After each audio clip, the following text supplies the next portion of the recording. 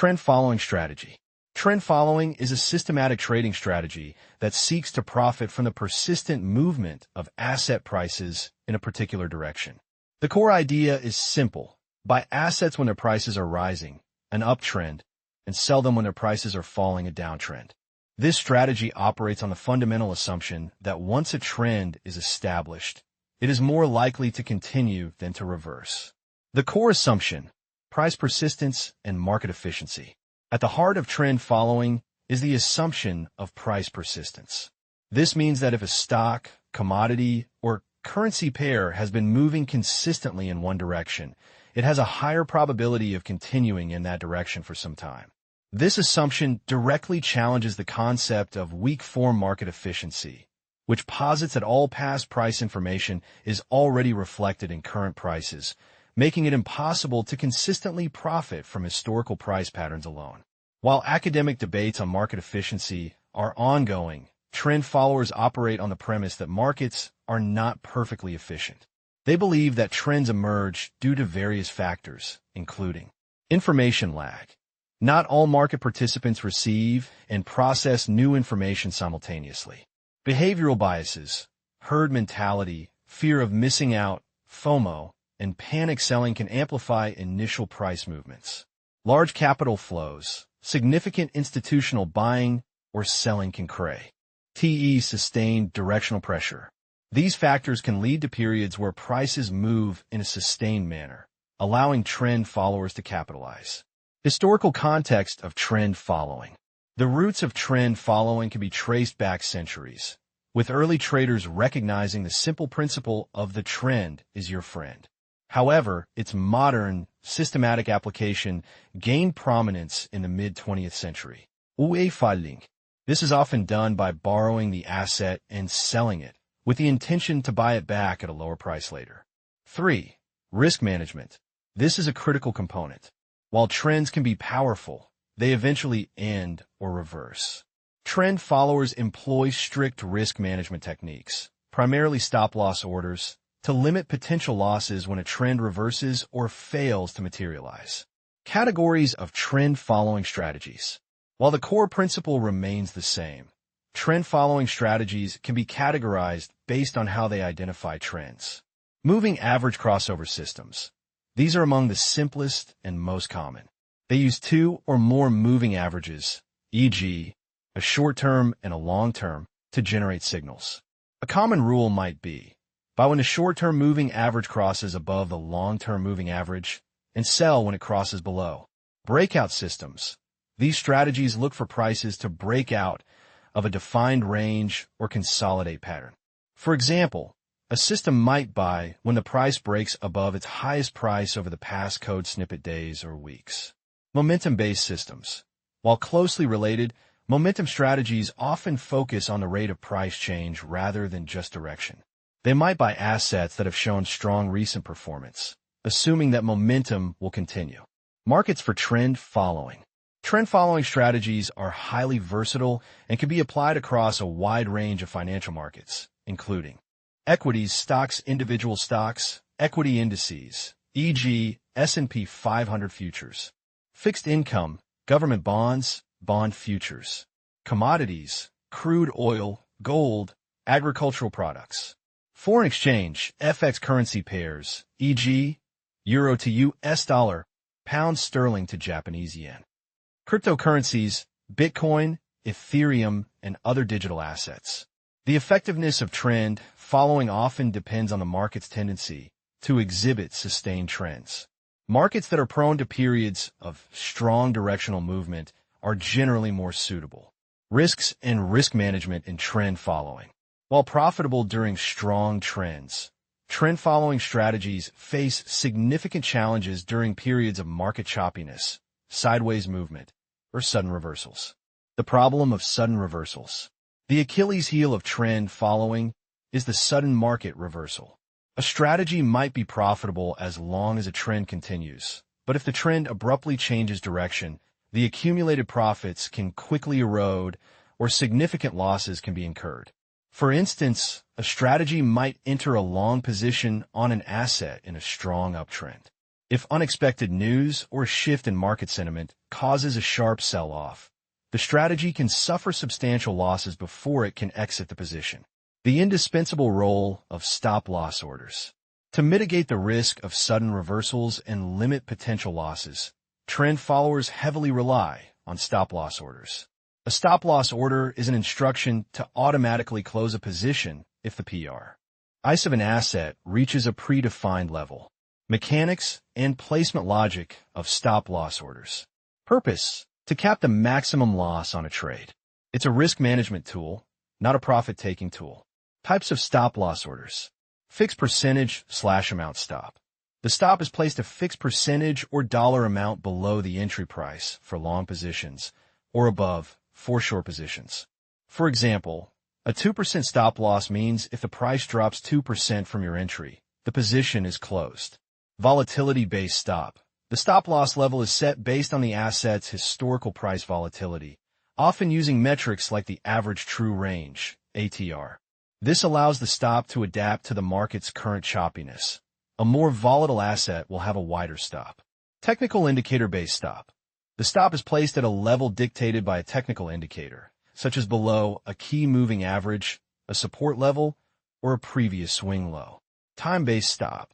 A position is closed if a certain amount of time passes and the trade has not moved significantly in the desired direction, even if the price has not hit a price-based stop. Trailing stop. This is a dynamic stop loss that adjusts as the price moves in the favorable direction. For a long position, the trailing stop moves up as the price rises, but it stays fixed if the price falls. This locks in profits as the trend progresses while still protecting against a reversal. Placement logic. The placement of a stop-loss order is crucial. It needs to be far enough from the entry price to allow for normal market fluctuations, noise, without being prematurely triggered, but close enough to limit unacceptable losses. A common approach is to place stops at points where the market structure would invalidate the original trend assumption, e.g., below a significant support level in an uptrend. Key technical indicators in trend following: conceptual. While detailed implementation will come later, understanding the conceptual role of these indicators is vital. Moving averages. MAs these smooth out price data to identify the direction of a trend. A simple moving average, SMA, calculates the average price over a specific period. An exponential moving average, EMA, gives more weight to recent prices. Trend lines. These are visual tools drawn on charts connecting consecutive highs for downtrends or lows for uptrends to indicate the direction and strength of a trend. Momentum indicators. Tools like the Relative Strength Index, RSI, or stochastic oscillator measure the speed and change of price movements. While not directly trend identification tools, they can help confirm the strength of a trend or signal potential overbought/oversold conditions that might precede a reversal. Breakout levels. These refer to significant resistance for uptrends or support for downtrends, levels that, once breached, suggest a strong continuation of the trend. Trend following versus other strategy types. It's important to distinguish trend following from other common trading strategies, particularly mean reversion. Trend following assumes prices will continue in their current direction. Buy high, sell higher, or sell low, buy lower. Profits from sustained directional moves. Mean reversion assumes prices will eventually return to their historical average or mean. Buy low, sell high, or sell high, buy low. Profits from price oscillations around a central value. These two strategies are often considered antithetical. A market environment favorable to trend following, strong, sustained movements, is typically unfavorable to mean reversion, and vice versa, choppy, range-bound markets. A successful quant trader often needs to understand both paradigms and apply them appropriately based on market conditions. Hypothetical trade scenario. Following an uptrend. Let's illustrate the concept with a simplified, hypothetical scenario for a stock, TechCo. Imagine TechCo's stock price has been steadily rising for several weeks, indicating a clear uptrend. Scenario 1. Trend identification. Our conceptual trend following system identifies that Techco's 50-day moving average has crossed above its 200-day moving average, and both are sloping upwards. The price is consistently trading above both. This signals a strong uptrend. 2. Entry signal. On day 1, Techco's stock price closes at code snippet. Our system generates a buy signal. 3. Position taking. We buy 100 shares of Techco at code snippet for a total POSI. Time value of code snippet. 4. Initial stop loss placement. Based on our risk management rules, we place a stop loss order at code snippet. This means if Techco's price drops to code snippet, our position will be automatically sold, limiting our potential loss to code snippet per share or code snippet total, excluding commissions. This code snippet level might correspond to a previous swing low or a key support level. 5. Trend continues. Profit accumulation over the next few weeks. Techco's price continues to rise, reaching code snippet, then code snippet, and eventually code snippet by day 20. As the price rises, we might use a trailing stop loss. For example, if our trailing stop is code snippet below the highest price reached, when Techco hits code snippet, our stop loss would automatically adjust upwards to code snippet. This locks in a minimum profit of code snippet per share. 6. Reversal and stop loss trigger.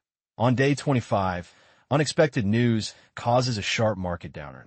Techco's stock price, which was at code snippet, suddenly drops rapidly. As the price falls, it hits our trailing stop loss level of code snippet. 7. Exit. Our stop loss order is triggered, and our 100 shares of Techco are sold at code snippet. Outcome. In this hypothetical scenario, we bought at code snippet and sold at code snippet, resulting in a profit of code snippet per share or code snippet total before commissions. Critically, the stop loss order prevented us from holding onto the position, as the price potentially continued to fall further, protecting our accumulated profits. If the trend had reversed immediately after our entry at code snippet and dropped to code snippet, our stop loss would have limited our loss to code snippet.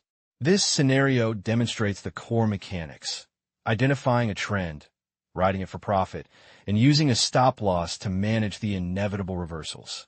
Working with log returns. Understanding how to measure investment performance is fundamental in quantitative finance.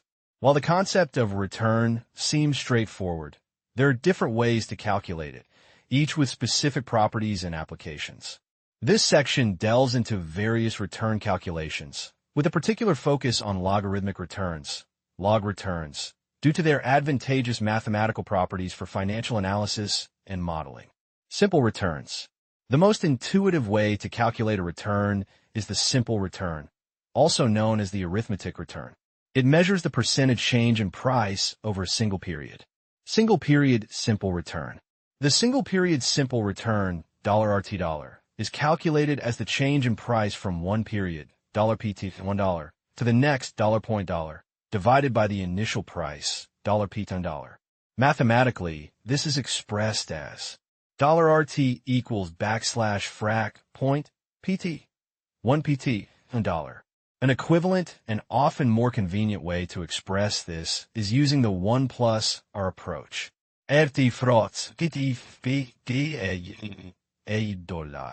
Let's illustrate this with a simple Python example. Download the code on one PageCode Substack. This initial code snippet demonstrates the fundamental calculation of a simple return from two given price points, using the direct definition. The output code snippet indicates a 5% gain. Download the code on one PageCode Substack. As expected, the 1 plus R approach yields the same result, confirming their mathematical equivalence. This method is often preferred for ITS conciseness, calculating a series of simple returns. In practice, we often work with time series data, where we need to calculate returns for multiple periods. Pandas data frames are ideal for this. Download the code on one PageCode Substack.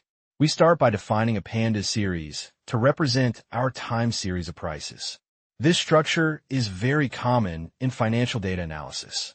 Download the code on one PageCode Substack. The code snippet method is a highly efficient and idiomatic way to calculate simple returns for a pandas series or data frame. It automatically handles the shifting of prices. Pitfalls of simple returns for aggregation. While simple returns are intuitive for single periods, they have a significant limitation. They're not additive over time for calculating total returns. Summing simple returns over multiple periods will not give you the correct total return.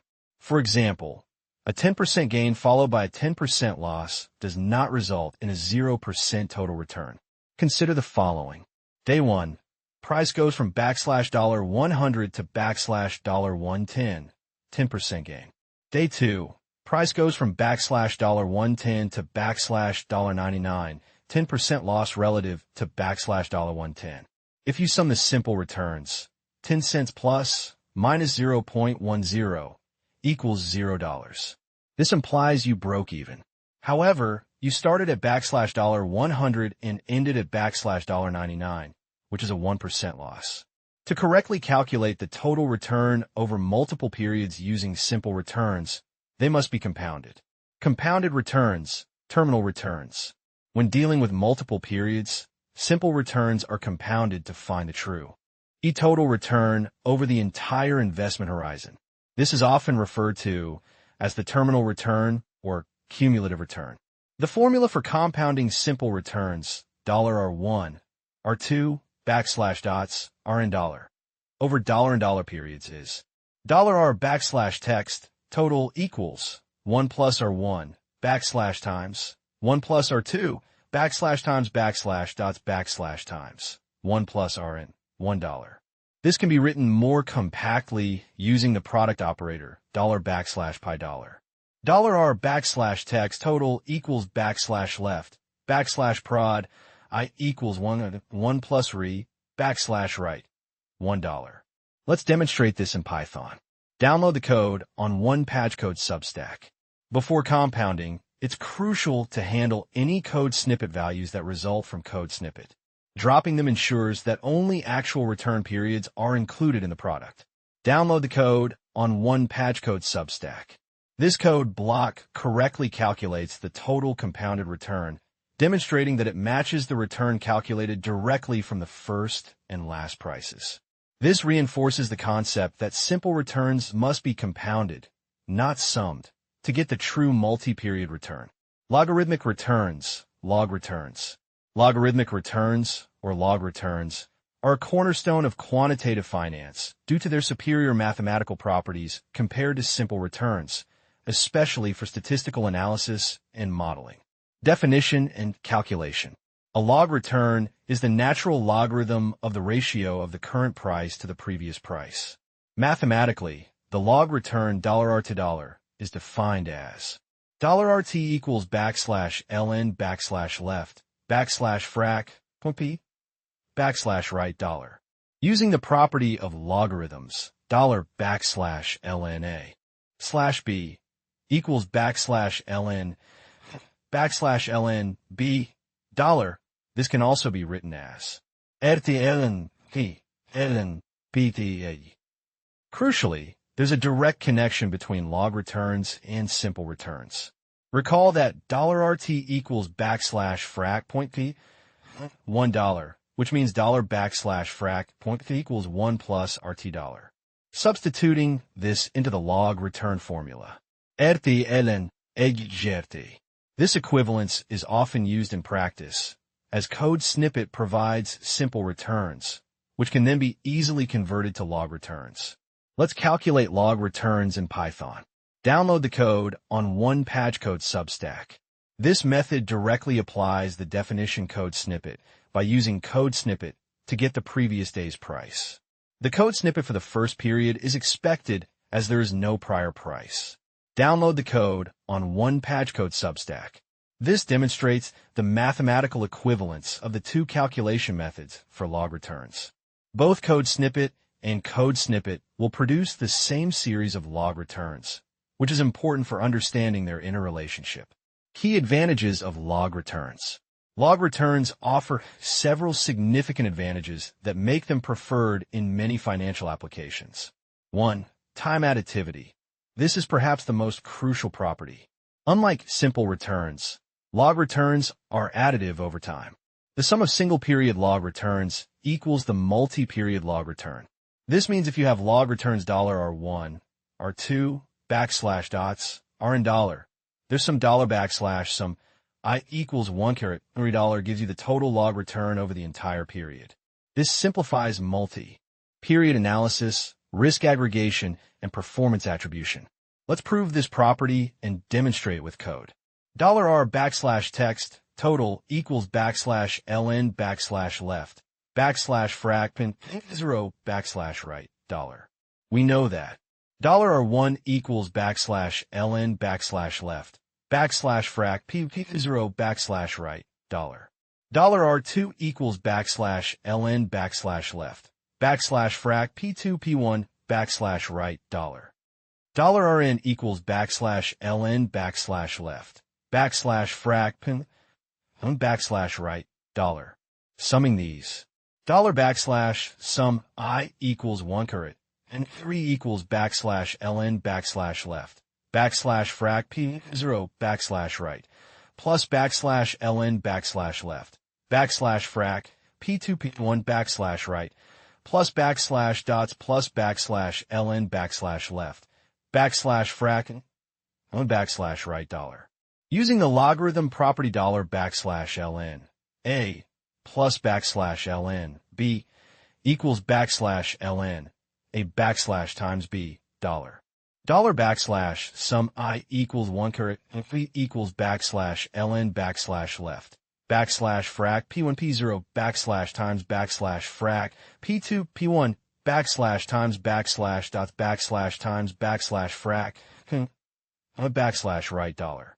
The intermediate terms cancel out, leaving backslash sum I equals 1 caret 3 equals backslash ln backslash left backslash frac p0 backslash right equals our backslash text total dollar. Download the code on OnePageCode Substack.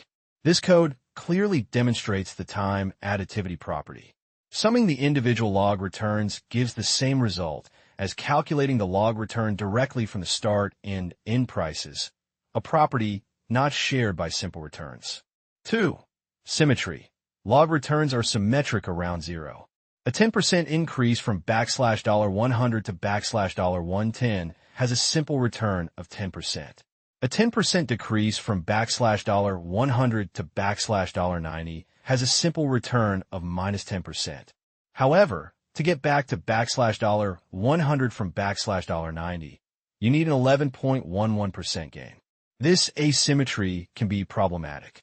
For log returns, the log return for a 10% gain from backslash $100 to backslash $110 is code snippet. To return from backslash $110 to backslash $100, a 9.09% simple loss, the log return is code snippet. This symmetry, a gain of $x and a loss of $x have equal but opposite log returns, is a desirable property for statistical analysis as it treats positive and negative price movements equally in magnitude. 3. Normality. While asset prices themselves are often not normally distributed, log returns tend to be more closely approximated by a normal distribution than simple returns, especially for assets that do not pay dividends.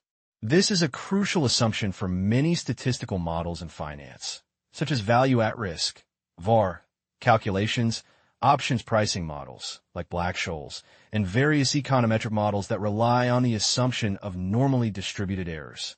The central limit theorem informally suggests that the sum of many small, independent random variables will tend towards a normal distribution.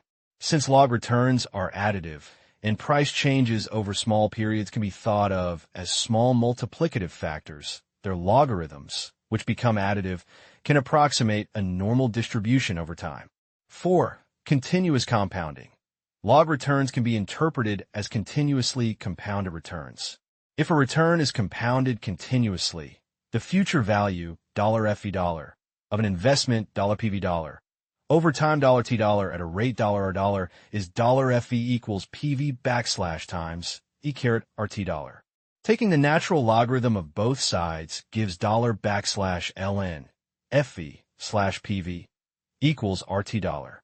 When $T equals $1, single period, $\ln, point/PT, 1 equals RT dollar. This means log returns directly represent the rate of return under continuous compounding, which is often a more realistic assumption. On for high-frequency trading or complex derivatives pricing, converting log returns back to simple returns. Just as we can convert simple returns to log returns, we can convert log returns back to simple returns. This is useful when you need to present performance in an easily understandable percentage or when compounding to get the total simple return.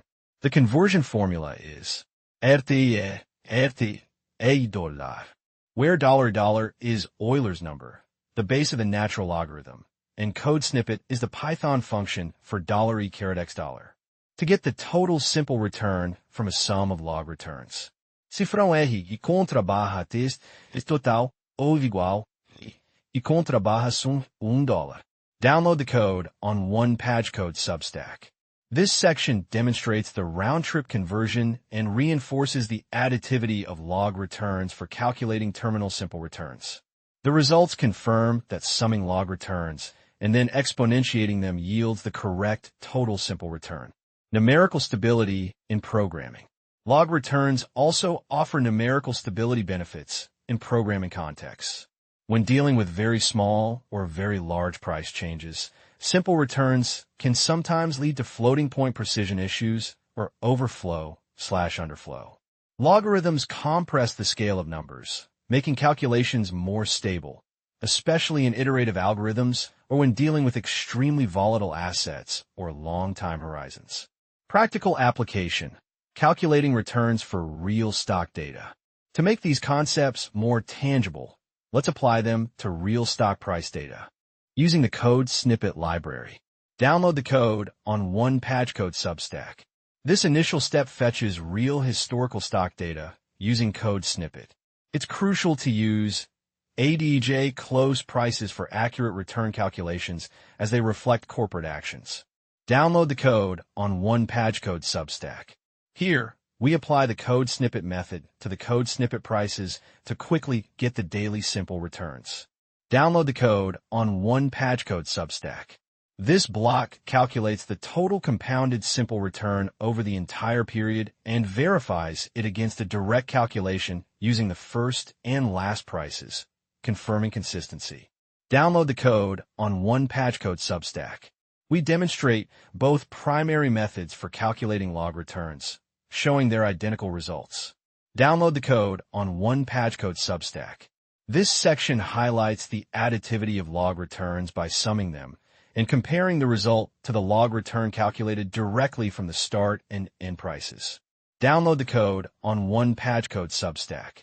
Finally, we convert the total log return back to a total simple return, demonstrating the consistency of these calculations and reinforcing the understanding of how different return types relate. When to use which return? Simple returns, best for single-period performance comparisons, especially when discussing discrete, non-overlapping periods, e.g., the stock gained 2% today. They are intuitive and easily understood by non-technical audiences. However, they are generally not suitable for aggregating over multiple periods or for statistical analysis. Compounded simple returns, terminal returns essential for accurately calculating the true total return of an investment over multiple periods when starting with simple returns. This is what most investors want to know about their overall portfolio performance. Log returns, preferred for quantitative analysis, statistical modeling, and risk management. Their time additivity makes them ideal for aggregating returns over different time horizons, calculating volatilities, and when assumptions of normality are beneficial for models, e.g., VAR, options pricing. They are also implicitly used in many continuous time financial models. When you need to sum or average returns, or use them in models that assume return distributions, log returns are almost always the correct choice. Understanding the nuances of simple versus log returns is critical for any serious quant trader or financial analyst, ensuring that calculations are robust and assumptions for models are met. Analyzing stock prices using log returns. This section transitions from the theoretical understanding of simple and logarithmic returns to their practical application using Python. We will acquire real-world stock data, perform various return calculations, and verify their mathematical equivalences, laying a critical foundation for quantitative financial analysis. Acquiring historical stock price data. The first step in any financial analysis involving historical data is to obtain that data. The Code Snippet library provides a convenient way to download historical market data from Yahoo Finance. We begin by importing the necessary libraries: Code Snippet for data downloading, Code Snippet for data manipulation, and Code Snippet for numerical operations. Download the code on OnePageCode Substack. Here, we import Code Snippet as Code Snippet, Code Snippet as Code Snippet, and Code Snippet as Code Snippet for convention. We then define the stock ticker code snippet, alphabet incorporated class C, and a specific date range for demonstration purposes. Using a short period initially helps in easily verifying calculations. Next, we use the code snippet function to fetch the historical data. Download the code on OnePageCode Substack. The code snippet function retrieves data and returns it as a code snippet. We include a code snippet block for robust error handling, which is crucial in real-world applications where network issues, invalid tickers, or unavailable data can occur. This makes our code more resilient. The output displays the code snippet, code snippet, code snippet, code snippet prices, code snippet, adjusted closing price, and code snippet for each trading day. Notice the code snippet, or similar, depending on your system's time zone settings, in the index. This indicates time zone information, signifying that the data timestamps are localized, which is important for precise financial data alignment, especially when dealing with data from different regions or complex trading strategies. For our return calculations, we will primarily focus on the code snippet price, which represents the final price at which the stock traded on a given day. Calculating simple returns. Simple returns, also known as arithmetic returns, measure the percentage change in price over a single period. They are straightforward to calculate and are commonly used to understand daily price movements. Daily simple returns. To calculate daily simple returns, we use the code snippet method available on code snippet objects. This method computes the percentage change between the current and a prior element. Download the code on OnePageCode Substack. The code snippet operation calculates the daily simple return for each day. The first value in the code snippet series will be code snippet, not a number. This is because there is no prior data point for the very first date in our code snippet to calculate a percentage change against. This code snippet indicates the absence of a calculable return for that initial period, a common occurrence in time series data. In practical scenarios, these code snippet values often need to be handled, for example, by dropping them using code snippet or filling them with a specific value. Terminal simple return direct method. The terminal simple return represents the total return over the entire period, from the very first price to the very last. It can be calculated directly by comparing the final closing price to the initial closing price. Download the code on OnePageCode Substack. Here, we use code snippet to access the first closing price and code snippet to access the last closing price in the code snippet series. This calculation provides the total growth or decline over the entire specified period as a single simple return percentage. Cumulative simple returns, compounding daily returns. Alternatively, the terminal simple return can be obtained by compounding the daily simple returns. This method highlights how daily returns accumulate over time. The key is to convert each daily simple return, R, into a growth factor, 1 plus R, before compounding. Download the code on OnePageCode Substack. By adding 1 to each daily simple return, we transform them into growth factors. For example, a 1% return becomes 1.01, and a minus 0.5% return becomes 0.995. The code snippet method then multiplies these factors sequentially, giving us the total compounded growth factor up to each point in time. Subtracting 1 from this cumul. AAPL growth factor yields the cumulative simple return. Verification of simple return methods. It's good practice to verify that different calculation methods yield the same result, confirming our understanding and implementation. Download the code on OnePatchCode Substack. While direct comparison with code snippet might work for some simple cases, floating point arithmetic can introduce tiny discrepancies. Code snippet is preferred for comparing floating point numbers as it allows for a tolerance, making comparisons more robust to these minute precision differences. Calculating logarithmic returns.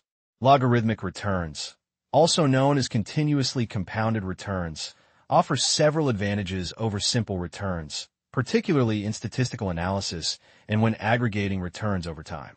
As discussed in working with log returns, their key property is additivity over time. Daily logarithmic returns. Daily log returns are calculated using the natural logarithm of the ratio of current price to previous price, or equivalently, the natural logarithm of 1 plus simple return. Download the code on OnePatchCode Substack. We apply code snippet to the code snippet series. It's crucial to first drop the code snippet from code snippet to avoid issues, as code snippet would result in code snippet. An alternative, equally valid way to calculate log returns is code snippet. Download the code on OnePatchCode Substack. The code snippet method shifts the code snippet price series down by any period, effectively aligning each day's closing price with the previous day's closing price. This allows for a direct ratio calculation. Both methods, code snippet and code snippet, are mathematically equivalent and yield the same result. The choice often comes down to preference or the intermediate data available. It's worth noting the mathematical approximation. For small returns, code snippet is approximately equal to code snippet. This explains why daily simple returns and daily logarithmic returns are numerically very close for typical daily stock price changes, which are often small percentages. However, over longer periods or with larger price changes, the difference becomes significant. Terminal return from logarithmic returns, additivity. One of the most powerful properties of logarithmic returns is their additivity over time. To find the total return over a period, you simply sum the daily log returns. To convert this sum back to a simple return for interpretability, e.g., for portfolio value tracking, you apply the exponential function. Download the code on OnePatchCode Substack. Here, code snippet directly sums the daily log returns to give the cumulative log return for each day. Then, code snippet, Euler's number code snippet raised to the power of the cumulative log return, transforms this back into a cumulative growth factor, for which we subtract 1 to get the simple return. Verification of log return method. We verify that the terminal simple return C, calculated from summing log returns, is consistent with the direct simple return calculation. Download the code on OnePatchCode Substack. This confirms the mathematical consistency. Summing log returns and then exponentiating them yields the same overall simple return as calculating the simple return directly from the initial and final prices. This property of log returns is particularly useful for statistical modeling, risk management, and when combining returns over varying time horizons. Visualizing price and return data. Visualizing the data provides a quick, intuitive understanding of the stock's performance and the nature of the calculated returns. Download the code on OnePatchCode Substack. This code creates two subplots, one showing the raw closing prices over time and the other showing the daily simple returns. The price plot reveals trends and overall movement, while the returns plot illustrates the daily volatility and magnitude of changes. For instance, you can observe that returns typically fluctuate around zero, with occasional larger spikes indicating significant price movements. Handling missing data and longer periods. In real-world scenarios, financial data can have gaps or missing values, e.g., due to holidays, data feed issues. While code snippet is robust, it's good practice to know how to handle code snippet values, as the code snippet and code snippet operations will propagate them. For this dataset, we explicitly drop code snippet values from code snippet before calculating log returns or compounding. If code snippet values were present mid-series, You might use code snippet on the entire data frame or specific columns, or code snippet to impute values, if appropriate for your analysis. Let's expand the date range to demonstrate calculations over a longer period. Download the code on OnePageCode Substack. This demonstrates that the calculations scale effectively to longer time horizons. The consistency between simple and log-derived simple returns holds true regardless of the period length. Annualizing returns. While we focused on daily returns, in finance, returns are often annualized to allow for comparison across different assets or investment periods. For daily log returns, annualization is straightforward due to their additive property. Download the code on OnePageCode Substack. Annualizing log returns involves multiplying the average daily log return by the number of trading days in a year, commonly 252 for equities. This is a direct consequence of their additive property. Converting back to an annualized simple return provides a more intuitive percentage for comparison. Practical applications and further considerations. The ability to accurately calculate and manipulate simple and log returns is fundamental for various quantitative finance tasks. Portfolio management. Simple returns are intuitive for tracking the dollar value of a portfolio. Log returns are preferred for calculating portfolio volatility, Y or risk metrics, as they are more symmetric and can be assumed to be normally distributed for statistical modeling. Risk measurement. Volatility, often measured as the standard deviation of returns, is typically calculated using log returns because their statistical properties, like additivity and closer approximation to normality, make them more suitable for such analyses. Strategy backtesting. When evaluating algorithmic trading strategies, return series are the primary input for performance metrics, e.g., Sharpe ratio, Sortino ratio. Combining returns over different periods. Log returns simplify the calculation of returns over non-standard periods, e.g., weekly or monthly returns from daily data, by simply summing the relevant daily log returns. For instance, to get a weekly log return, you sum the 5 daily log returns within that week. Download the code on OnePageCode Substack. The code snippet method groups the daily log returns by week and sums them, directly yielding weekly log returns due to their additive property. This demonstrates a powerful use case for log returns. Understanding both simple and logarithmic returns, along with their computational implementations and respective advantages, is crucial for any aspiring quant trader or financial analyst. This section has provided the practical tools to acquire data and perform these core calculations, setting the stage for more advanced quantitative analyses. Introducing trend trading. Trend trading, often referred to as trend following, is a quantitative trading strategy that aims to profit from the sustained directional movement of asset prices. At its core, trend trading operates on the fundamental assumption that once an asset's price begins to move in a particular direction, up or down, it is more likely to continue in that direction for a period rather than immediately reversing. Trend traders do not attempt to predict future price movements. Instead, they react to observed price action, entering positions when a trend is identified and exiting when it shows signs of reversal or exhaustion. The objective is to ride the trend for as long as it persists, capturing a significant portion of the price move. This strategy is distinct from others like mean reversion, which profits from prices returning to an average, or arbitrage, which exploits price differences across markets. Trend trading is about capturing the momentum of a move, not predicting its turning points. What is trend trading? Trend trading involves systematically identifying and capitalizing on price trends across various financial markets, including stocks, commodities, currencies, and cryptocurrencies. The strategy is built on the premise that markets are not perfectly efficient in the short to medium term, allowing for sustained directional movements. Let's consider a very simple, conceptual way to think about observing a price series to identify a sustain. A direction.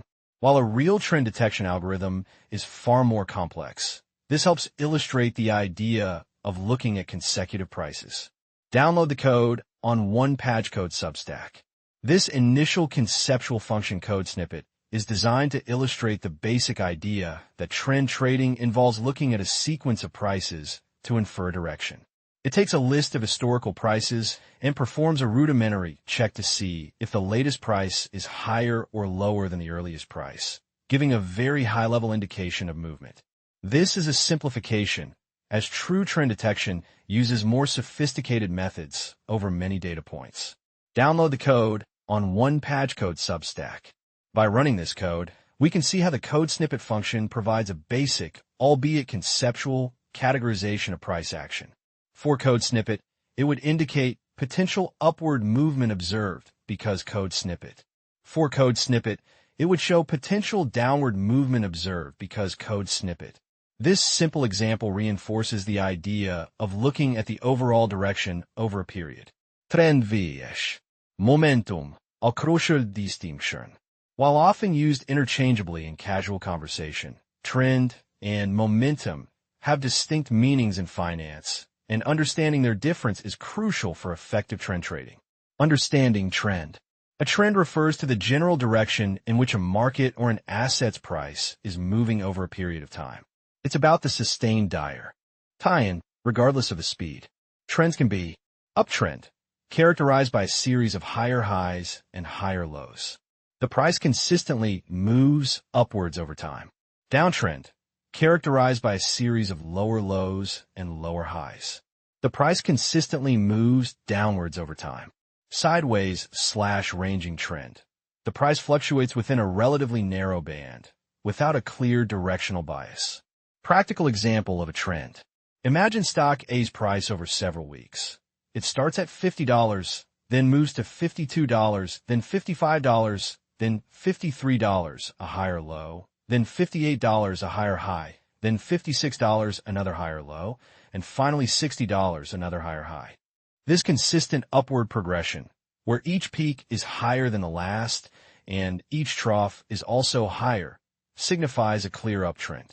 Conversely, a stock dropping from $100 to $95, then $98, a lower high, then $90, a lower low, then $92, another lower high, and finally $85, another lower low, would illustrate a downtrend. Let's create a conceptual Python function to illustrate how we might generate a hypothetical price series that exhibits a trend. This is not for real-world simulation, but to conceptually demonstrate the building blocks of a trending price. Download the code on OnePageCode Substack. This code snippet function helps us visualize how a trend might manifest. We're adding a code snippet to ensure a general upward movement, along with some code snippet to make it more realistic than a perfectly straight line. Download the code on OnePageCode Substack. By printing these series, you can visually inspect how prices generally move up or down over the code snippet, even with small daily fluctuations. This reinforces the idea of a sustained direction. Understanding momentum. Momentum refers to the rate of acceleration of a price change. It's about the speed and strength of the price movement, not just its direction. A strong uptrend might have high momentum, prices are rising quickly, while a weak uptrend might have low momentum, prices are rising slowly. Illustrative example of momentum. Consider two stocks, stock B and stock C, both trading at $10. Stock B moves from $10 to $11 over 5 days. Slow, low momentum. Stock C moves from $10 to $15 in a single day. Fast, high momentum. Both stocks are in an uptrend. Their prices are increasing.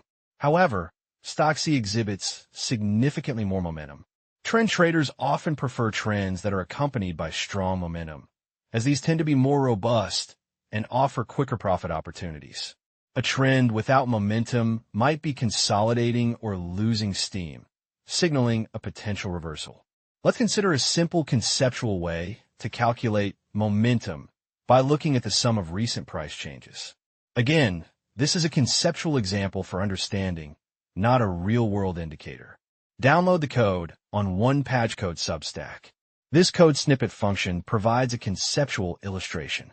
It calculates the sum of price changes over a code snippet. A larger positive score indicates stronger upward momentum, while a larger negative score indicates stronger downward momentum.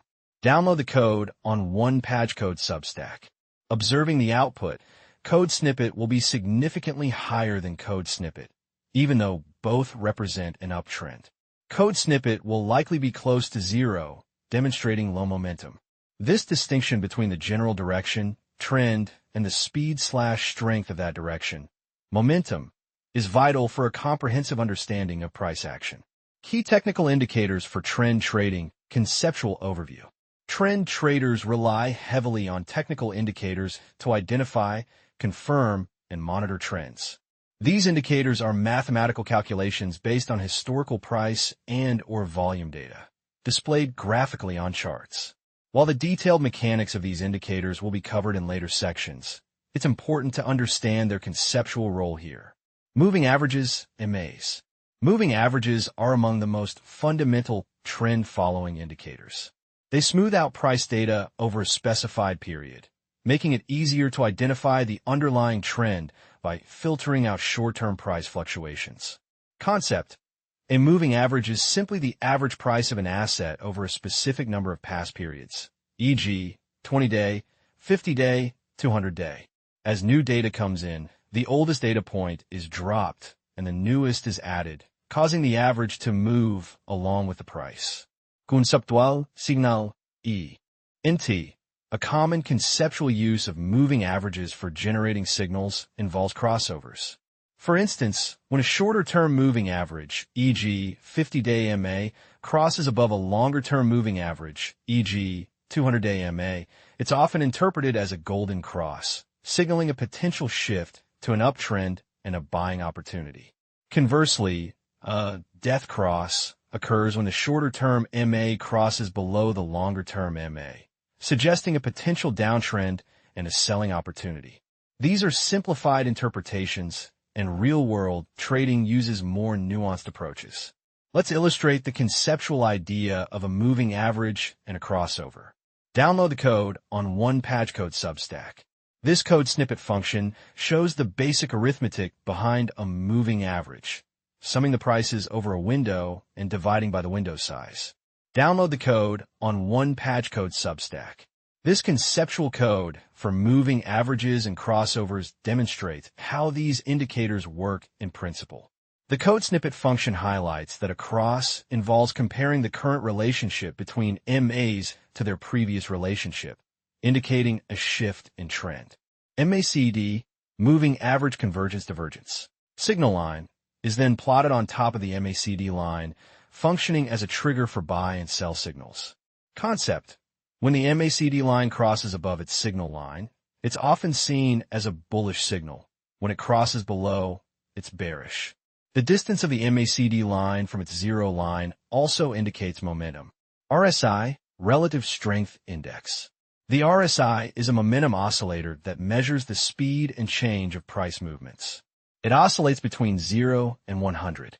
Concept: traditionally, RSI values of 70 or above indicate that an asset is becoming overbought, potentially due for a price correction, while values of 30 or below indicate it is oversold, potentially due for a price bounce. While not a direct trend-following indicator, it can help confirm the strength of a trend or warn of potential reversals. Taking positions, long and short. Trend traders utilize both long and short positions to capitalize on price movements in either direction. Going long in an uptrend. When a trend trader identifies a clear uptrend, they will typically go long. Definition: going long means buying an asset with the expectation that its price will rise. This is the traditional way investors profit from increasing asset values. How trend traders use it. Upon confirmation of an uptrend, e.g., using moving average crossovers, breakout patterns, a trend trader will purchase the asset. They hold the position as long as the uptrend remains intact, aiming to sell at a higher price later. Going short in a downtrend. When a trend trader identifies a clear downtrend, they will typically go short. Definition: going short involves selling an asset you don't own by borrowing it from a broker with the expectation that its price will fall. The goal is to buy the asset back later at a lower price, return it to the lender, and profit from the difference. How trend traders use it. Upon confirmation of a downtrend, A trend trader will short sell the asset. They hold the short position as long as the downtrend persists, hoping to buy back the asset at a significantly lower price. Let's create a conceptual function to determine the type of position a trend trader might take based on an identified trend direction. Download the code on OnePageCode Substack. This code snippet function conceptually maps a detected trend to a trading action. Download the code on OnePageCode Substack. This illustrates the direct link between identifying a trend and deciding whether to go long or short, or to stay out of the market altogether in the case of a sideways trend. The proactive nature of trend trading and risk management. Trend trading is a proactive strategy. Rather than attempting to predict market tops or bottoms, trend traders aim to identify trends as they begin and ride them for their duration. They are not concerned with why a trend is occurring, e.g., company news, economic data. Their focus is solely on the price action itself. This reactive yet proactive approach means they are often late to enter a trend, missing the very beginning, and late to exit, missing the very end. But they aim to capture the largest, most reliable middle portion of the move. The role of risk management, critical. Even with a robust trend-following system, no strategy is foolproof. Trends can reverse unexpectedly, or they might fail to materialize after a signal. Therefore, risk management is an absolutely critical component of responsible trend trading, even at this conceptual stage. A primary tool for risk management is the stop-loss order. Concept of a stop-loss order. A stop-loss order is a preset instruction given to a broker to sell an asset if its price falls to a certain level. Its purpose is to limit a trader's potential loss on a position. For a long position, it's set below the entry price. For a short position, it's set above the entry price. Why it's crucial. If a trend reverses sharply or a trade goes against the trader's expectations, the stop-loss order ensures that losses are contained. It's a defensive measure that prevents small losses from turning into catastrophic ones. Trend traders understand that they will have many small losses from false signals, but these are managed by strict stop losses, while winning trades are allowed to run for large profits. Let's conceptually illustrate how a stop loss might be evaluated. Download the code on OnePageCode Substack. The code snippet function demonstrates the core logic for a long position. If the current price drops to or below a predefined percentage below the entry price, the stop loss is triggered. For a short position, it's triggered if the price rises to or above a predefined percentage above the entry price. Download the code on OnePageCode Substack. These examples highlight the indispensable role of stop losses in managing the inherent risks of trend trading by predefining the maximum acceptable loss on any given trade. This conceptual understanding of risk management is fundamental before diving into the practical implementation of trend-following strategies. Understanding technical indicators. Technical indicators are mathematical calculations based on historical price, volume, or open interest data, designed to forecast future price movements or to provide insights into market conditions. They serve as essential tools in quantitative trading strategies, particularly in trend following, by transforming raw market data into actionable signals. The role of technical indicators. Feature engineering in finance. In the realm of quantitative finance, technical indicators can be conceptualized as a form of feature engineering. Just as machine learning models require relevant features to make predictions, financial models often benefit from derived features that capture underlying market dynamics better than raw price data alone. Raw price data, while fundamental, can be noisy and difficult to interpret directly for trend identification or momentum assessment. Technical indicators apply mathematical transformations to this raw data, creating new data series, features that highlight specific aspects of market behavior. Data transformation. Indicators transform simple price series into more complex, often smoother, signals. For instance, a moving average transforms a fluctuating price series into a smooth line, making trends more apparent. Pattern recognition. They're designed to identify recurring patterns or conditions that might be indicative of future price direction or market shifts. Quantifiable signals. Indicators provide. numerical values that can be easily used in algorithms to generate trading signals, such as buy or sell alerts, or to filter out market noise. It's crucial to understand that technical indicators provide probabilistic insights, not absolute predictions. They suggest potential scenarios based on historical patterns, but market behavior is complex and influenced by numerous factors.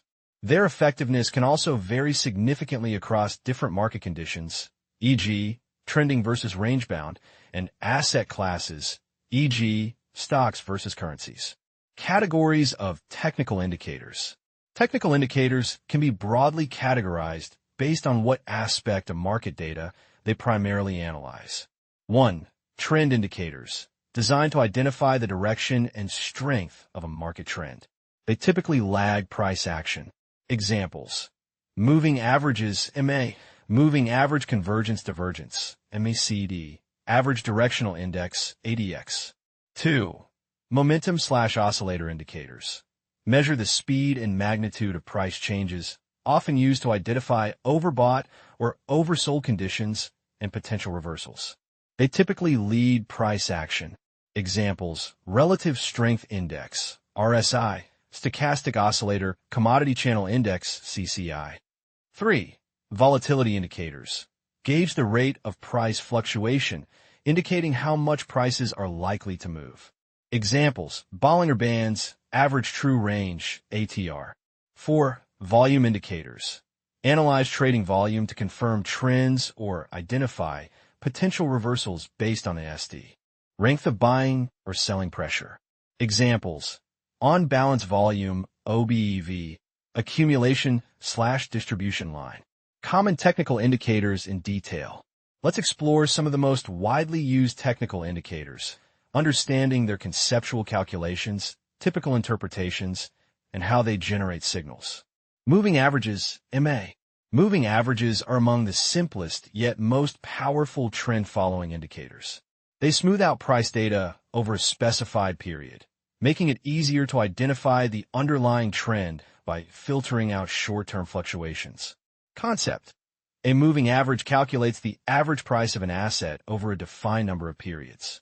As new data becomes available, the oldest data point is dropped and the newest is added, causing the average to move along with the price.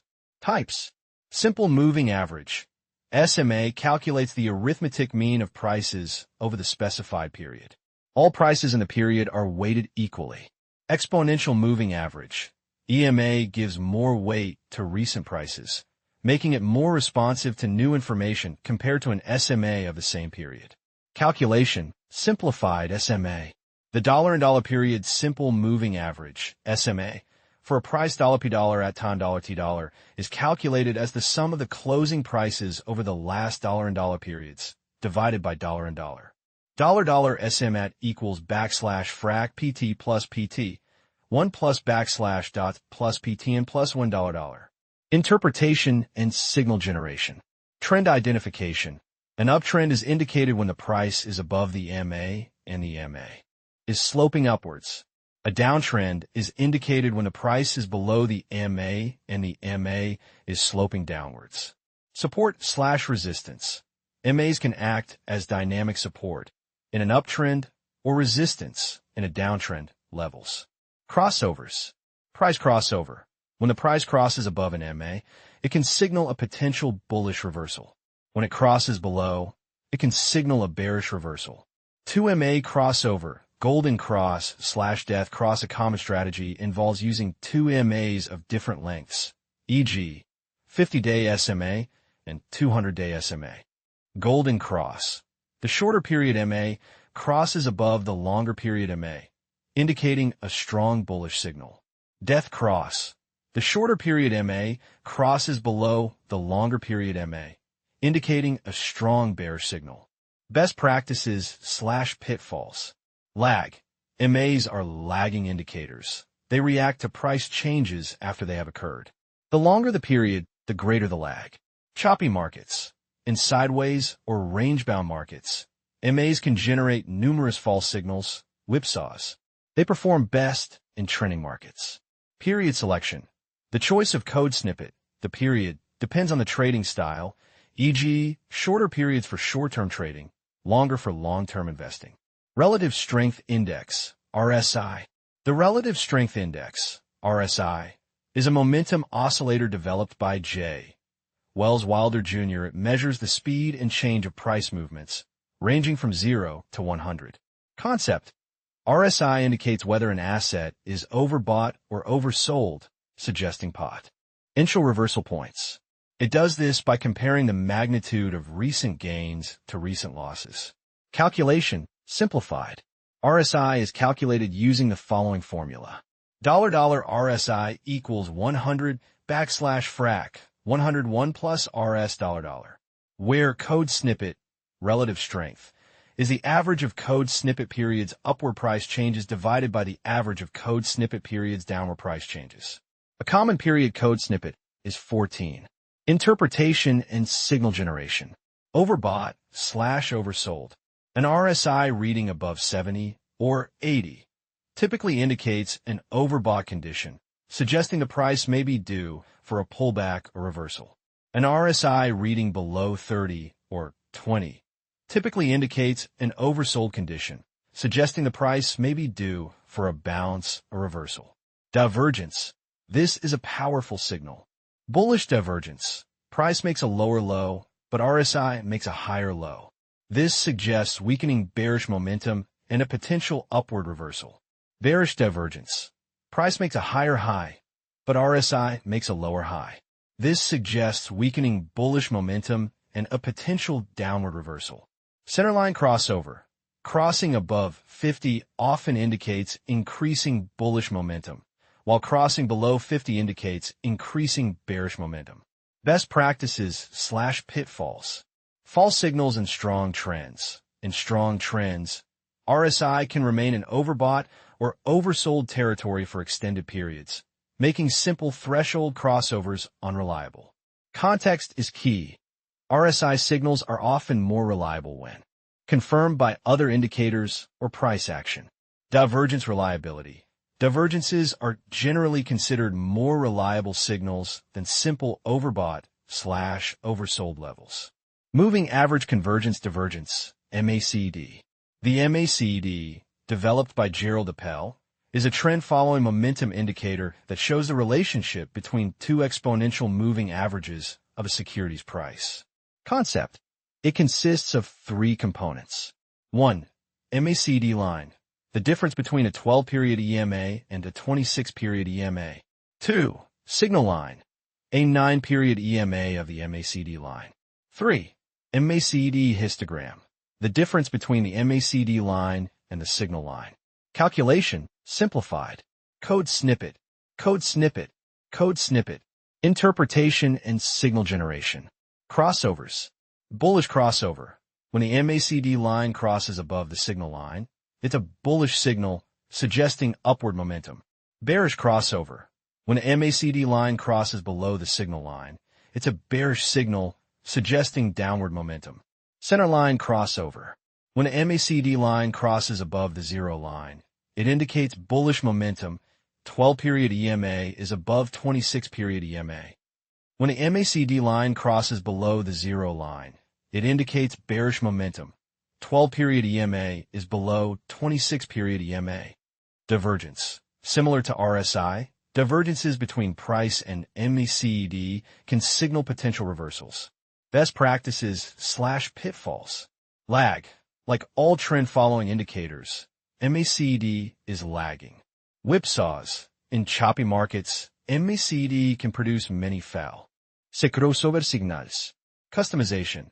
The default 12, 26, 9 periods are widely used, but traders can adjust them for different time frames or assets. Bollinger Bands. Bollinger Bands, created by John Bollinger, are volatility indicators that consist of a middle band, typically a 20-period SMA, and two outer bands that are a specified number of standard deviations, usually 2 above and below the middle band.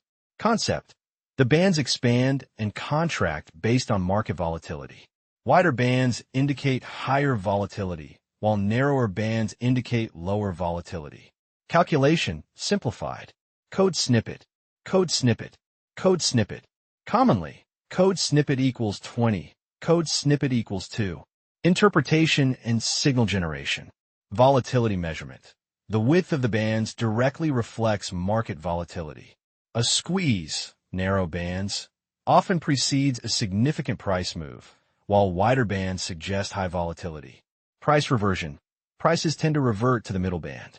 When prices touch or exceed the outer bands, it suggests the asset is overbought, upper band, or oversold, lower band, potentially signaling a reversal back towards the middle.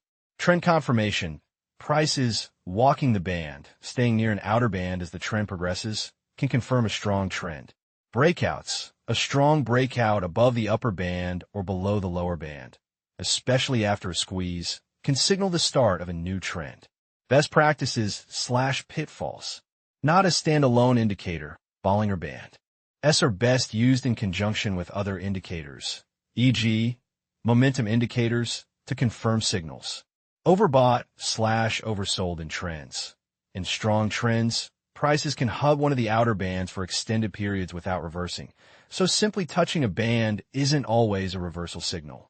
Parameter sensitivity. Different code snippet and code snippet values can significantly alter the band's behavior. Volume-based indicators, e.g., on-balance volume, OBEV. Volume indicators analyze the amount of trading activity to confirm trends or identify potential reversals. High volume typically validates a price move, while low volume can suggest a lack of conviction. Concept, OBEV on balance volume. OBEV is a cumulative momentum indicator that relates volume to price changes. It adds trading volume on up days and subtracts it on down days. Calculation, simplified, OBEV. If code snippet, then code snippet. If code snippet, then code snippet. If code snippet, then code snippet. Interpretation and signal generation, OBEV. Trend confirmation. If price and OBEV are moving in the same direction, it confirms the trend. An increasing OBEV confirms an uptrend, while a decreasing OBEV confirms a downtrend. Divergence. If price makes a new high, but OBEV does not, bearish divergence, it suggests the uptrend is losing momentum. If price makes a new low, but OBEV does not, bullish divergence, it suggests the downtrend is losing momentum. Best practices/pitfalls, OBEV. Standalone use, OBVI. S rarely used in isolation. It's primarily a confirmation tool. Spikes. Large volume spikes can cause significant jumps in OBEV that may not be indicative of a sustained trend. Implementing technical indicators in Python. Calculating technical indicators manually can be tedious. Fortunately, powerful libraries exist that simplify this process, allowing us to focus on strategy development. We will use Code Snippet, a popular library built on top of Code Snippet that integrates seamlessly with data frames. First, let's ensure we have the necessary libraries installed. If you don't have them, you can install them using Code Snippet. Download the code on OnePageCode Substack. Next, we'll import the required libraries and fetch some sample historical stock data using Code Snippet. Download the code on OnePageCode Substack. This code snippet imports Code Snippet for data manipulation, Code Snippet for fetching financial data, and Code Snippet for technical indicators. We then download a year's worth of Apple stock data. The Code Snippet call ensures our data frame is clean, which is crucial before calculating indicators, as missing values can cause errors. Calculating simple moving average, SMA. Let's start with a simple example. Calculating a 20-period simple moving average, SMA, on the close price. Download the code on OnePageCode Substack. Here, Code Snippet is a concise way Code Snippet integrates with data frames. It calculates the 20-period SMA based on the close PRI. See and appends it as a new column named Code Snippet to our data frame. Notice that the first 19 rows will have Code Snippet values for Code Snippet because there isn't enough historical data to calculate the average for those initial periods. Calculating Relative Strength Index, RSI. Next, let's calculate the 14-period Relative Strength Index, RSI. Download the code on OnePageCode Substack. The code snippet call calculates the 14-period RSI. This will also have code snippet values for the initial periods, as RSI requires historical data for its calculation. The new column will be named Code Snippet, calculating moving average convergence divergence, MACD. Finally, let's calculate the MACD. Code Snippet conveniently calculates all three MACD components, MACD line, signal line, and histogram, and adds them as separate columns. Download the code on OnePageCode Substack. The Code Snippet function adds three columns: Code Snippet, the MACD line, Code Snippet, the MACD histogram, and Code Snippet, the MACD signal line. These columns provide the complete set of MACD components, ready for analysis and signal generation. These examples demonstrate how technical indicators, conceptually understood as derived features, are concretely added to a dataset as new columns. This process transforms raw price data into richer, more informative features that can then be used as inputs for building and testing quantitative trading strategies. The ability to quickly compute these indica is fundamental to building robust trend following and other algorithmic trading systems. Introducing moving averages. Moving averages, MAs, are fundamental technical indicators widely used in financial analysis to smooth out price data over a specific period.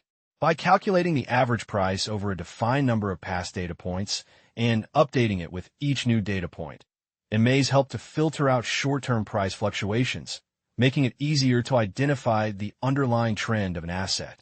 This rolling or moving calculation is what gives the indicator its name. The purpose of moving averages. The primary purpose of a moving average is to provide a clear, smooth representation of price action, thereby helping traders and investors identify trends, determine if an asset is in an uptrend, downtrend, or range-bound, reduce noise, filter out random daily price volatility, which can obscure the true direction of the market, generate signals, create potential buy or sell signals based on price interaction with the MA or MA crossovers. Identify support and resistance. Recognize dynamic levels where price might find floors or ceilings. Types of moving averages.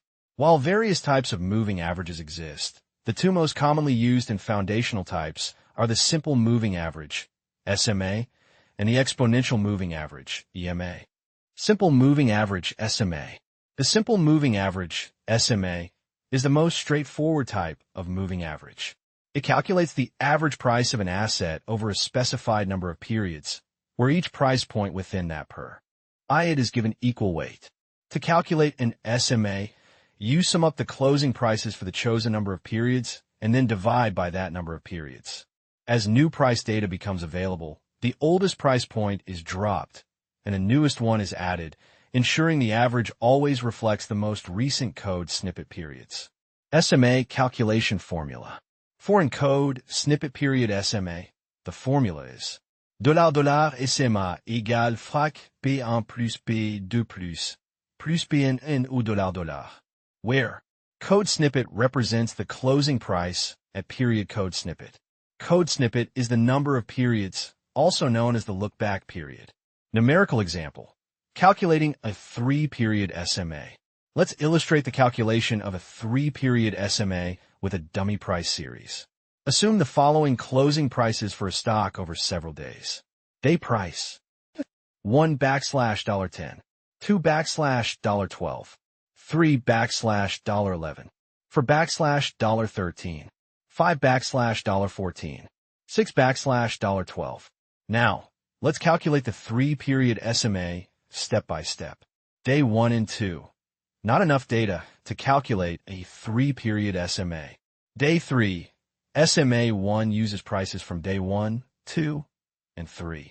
$SMA 3 equals \frac 10 plus 12 plus 11 3 equals \frac 33 3 equals $11.00. Day 4.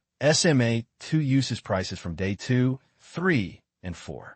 The price from day 1 $10 is dropped, and day 4 $13 is added. $SMA 4 equals frac 12 plus 11 plus 13 3 equals frac 36 3 equals 12.00 Day 5. SMA 3 uses prices from day 3, 4, and 5. SMA 5 equals frac 11 plus 13 plus 14 3 equals frac 38 3 approximate $12.67. Day 6. SMA 4 uses prices from day 4, 5, and 6. SMA 6 equals frac 13 plus 14 plus 12. 3 igual contra barra frac 39 3 igual 13.00 cifrão.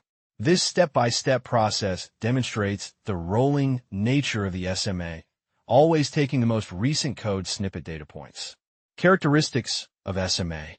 Lagging indicator. SMAs are inherently lagging indicators because they are based on past price data. The longer the look-back period, the greater the lag. Smoothness. Longer SMAs produce a smoother line, filtering out more short-term noise, but reacting slower to price changes. Shorter SMAs are more reactive but can be more susceptible to false signals from minor price fluctuations. Equal weighting.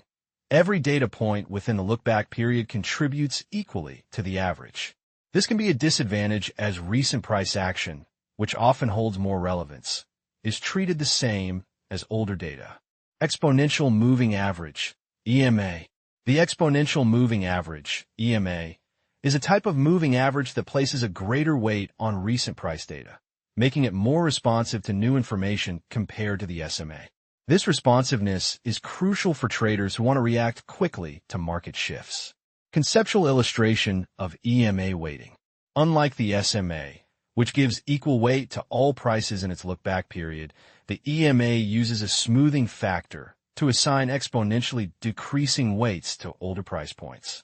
This means the most recent closing price has the most significant impact on the current EMA value, while prices from further back in time have progressively less influence. Imagine have a series of price points. For an EMA, the latest price point might contribute, say, 10% to the current EMA calculation.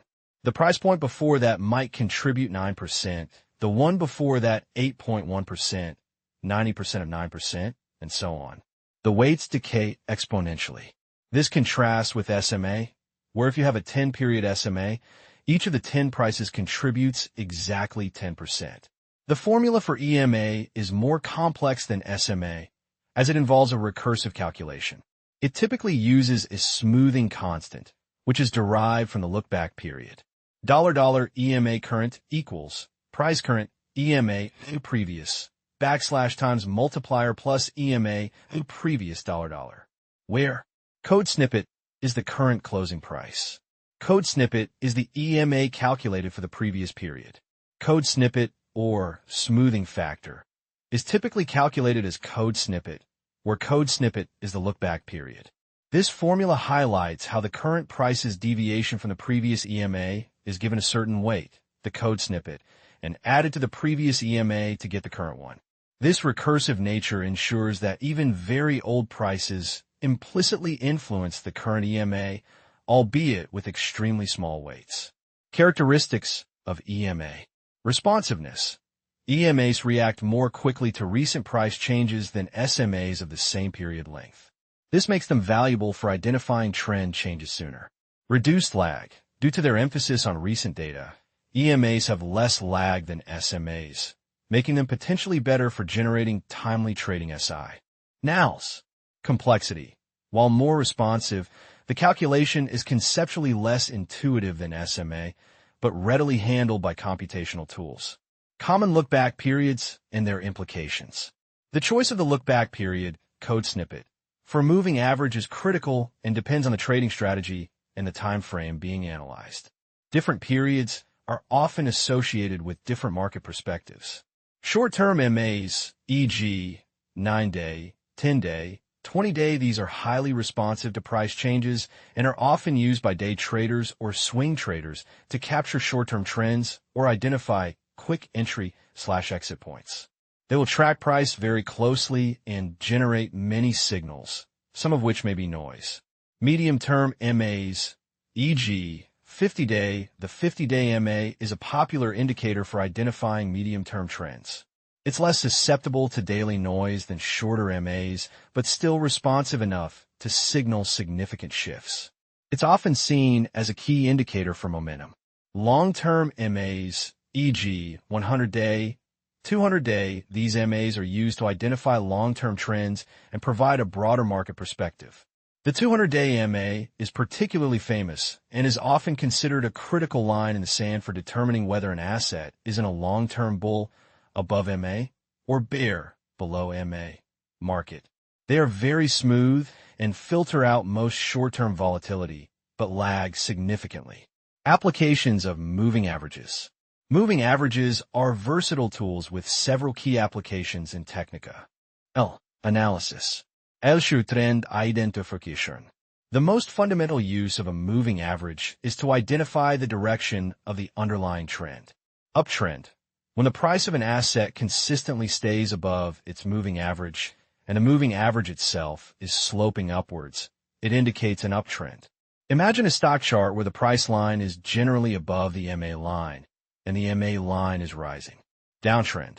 Conversely, when the price consistently stays below its moving average and the moving average is sloping downwards, it signals a downtrend.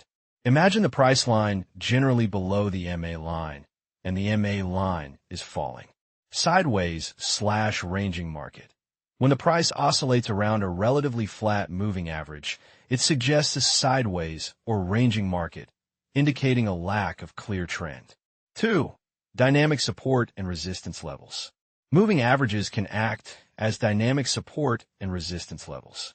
Unlike static horizontal lines, MAs move with the price, adapting to market conditions. Support. In an uptrend, a moving average can act as a support level. This means that as the price pulls back during a rally, it may bounce off the MA and resume its upward movement. For example, if a stock is in a strong uptrend, its price might repeatedly decline towards its 50-day EMA before finding buyers and moving higher again. Visualize the price line touching or slightly dipping below the MA line and then reversing upwards. Resistance. In a downtrend, a moving average can act as a resistance level. As the price attempts to rally during a decline, it may hit the MA and then reverse downwards. For instance, in a bearish market, a stock's price might attempt to rally, only to be rejected by its 20-day SMA and continue its descent. Visualize the price line touching or slightly exceeding the MA line and then reversing downwards. 3. Trading signals. Moving average crossovers. Moving average crossovers are popular methods for generating buy or sell signals. These signals occur when one moving average crosses above or below another, or when the price crosses a moving average. Price MA crossover. Bullish signal. When the price crosses above a moving average, especially after a period of being below it, it could be a bullish signal, suggesting a potential shift from a downtrend to an uptrend or a strengthening of an existing uptrend. Bearish signal. When the price crosses below a moving average, particularly after being above it, it could be a bearish signal, indicating a potential shift from an uptrend to a downtrend or a weakening of an existing downtrend. MEMA crossover. This involves using two or more moving averages, typically one shorter period and one longer period MA. Golden cross, bullish crossover occurs when a shorter period moving average, e.g., 50-day SMA, crosses above a longer period moving average, e.g., 200-day SMA. This is generally considered a strong bullish signal, indicating that the short-term momentum is gaining strength relative VE to the long-term trend, potentially signaling the start or continuation of a significant uptrend. Imagine the faster MA line crossing over the slower MA line for below. Death cross, bearish crossover occurs when a shorter period moving average, e.g., 50-day SMA, crosses below a longer period moving average, e.g., 200-day SMA. This is typically viewed as a strong bearish signal, suggesting that short-term momentum is weakening relative to the long-term trend, potentially signaling the start or continuation of a significant downtrend. Imagine the faster MA line crossing under the slower MA line from above. Trade-offs: shorter versus longer period MAs. The choice between shorter and longer period moving averages involves a fundamental trade-off between responsiveness and reliability. Shorter period MAs, e.g., 20-day. Pros: more responsive to recent price changes, provide earlier signals for trend shifts, better for short-term trading.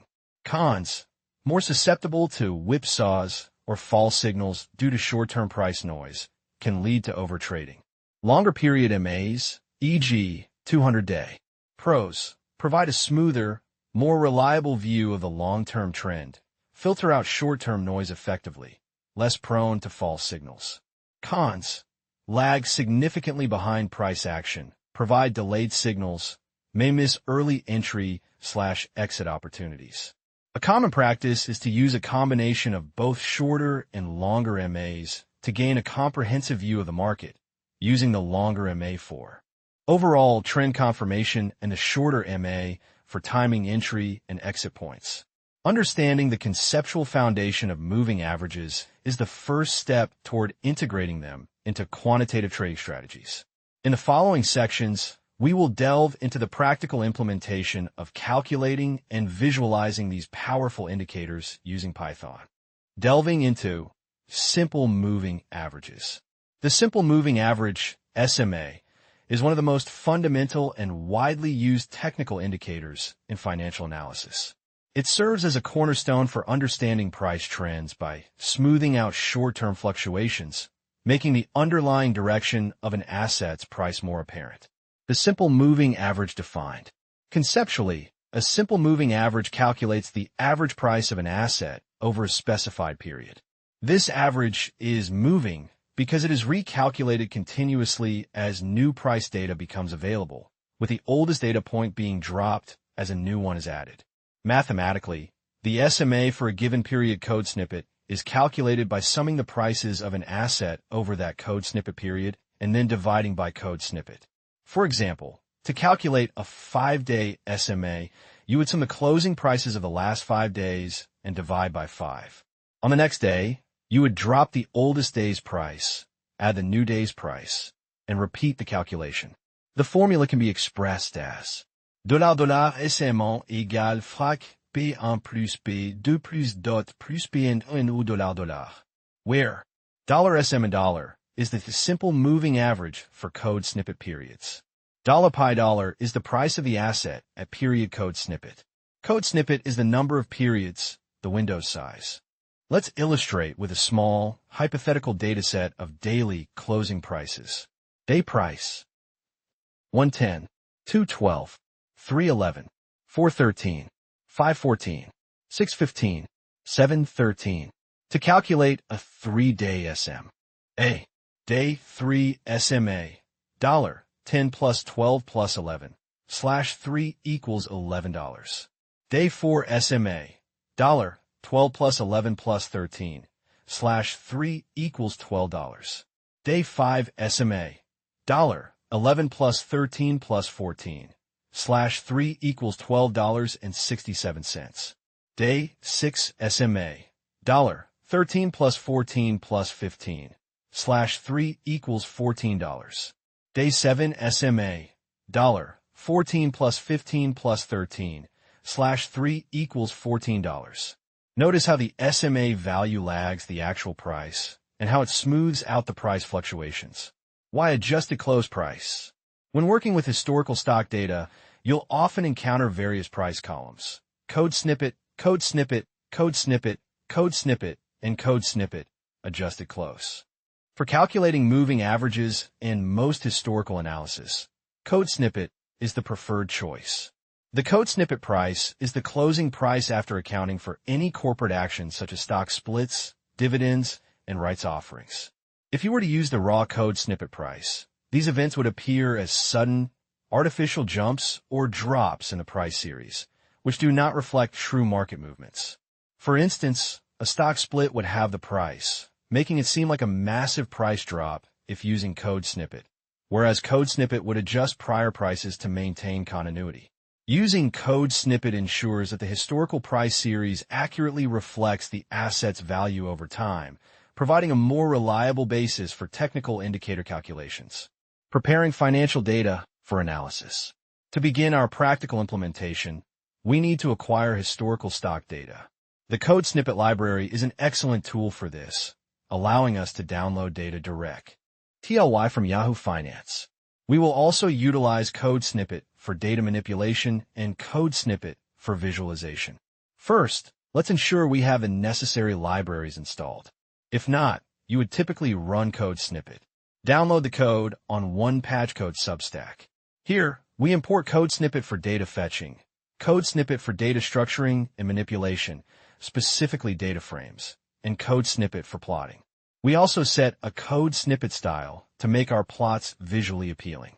Next, we'll download historical adjusted close price data for Apple, AAPL, for the year 2022. Download the code on OnePageCode Substack. This code snippet uses code snippet to fetch the data. The code snippet, and code snippet define our data scope. The output of code snippet is a pandas data frame, where the index is automatically set to code snippet, which is crucial for time series analysis. We then print the head of the data frame to quickly inspect its structure and content. A common practice, though code snippet often handles this automatically, is to explicitly ensure the data frame's index is a datetime object. This is vital for time series operations and proper plotting. Download the code on OnePageCode Substack. By using code snippet, we explicitly convert the index to a code snippet. The code snippet call then confirms the data types and index type, ensuring our data is correctly formatted for time series analysis.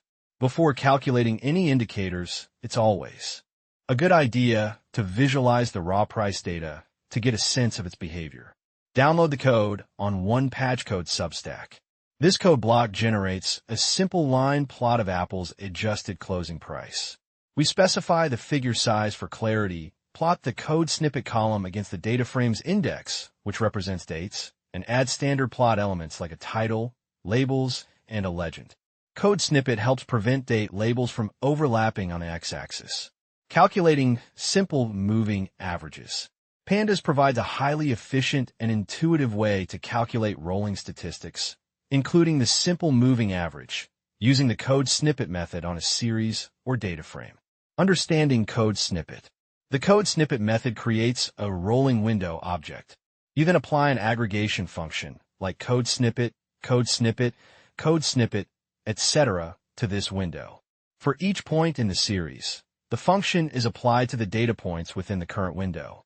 To conceptually understand what code snippet does, let's first consider a manual implementation of SMA calculation for a small list of numbers. This will demystify the underlying process before we use Panda's optimized method. Download the code on OnePageCode Substack. This code snippet function iterates through the code snippet list. For each position code snippet, it checks if there are enough preceding data points to fill the code snippet. If not, it appends code snippet, representing code snippet in Pandas. Otherwise, it sums the elements within the current code snippet and calculates the average. This demonstrates the core logic behind a rolling average. Calculating a short-term SMA, e.g., SMA3.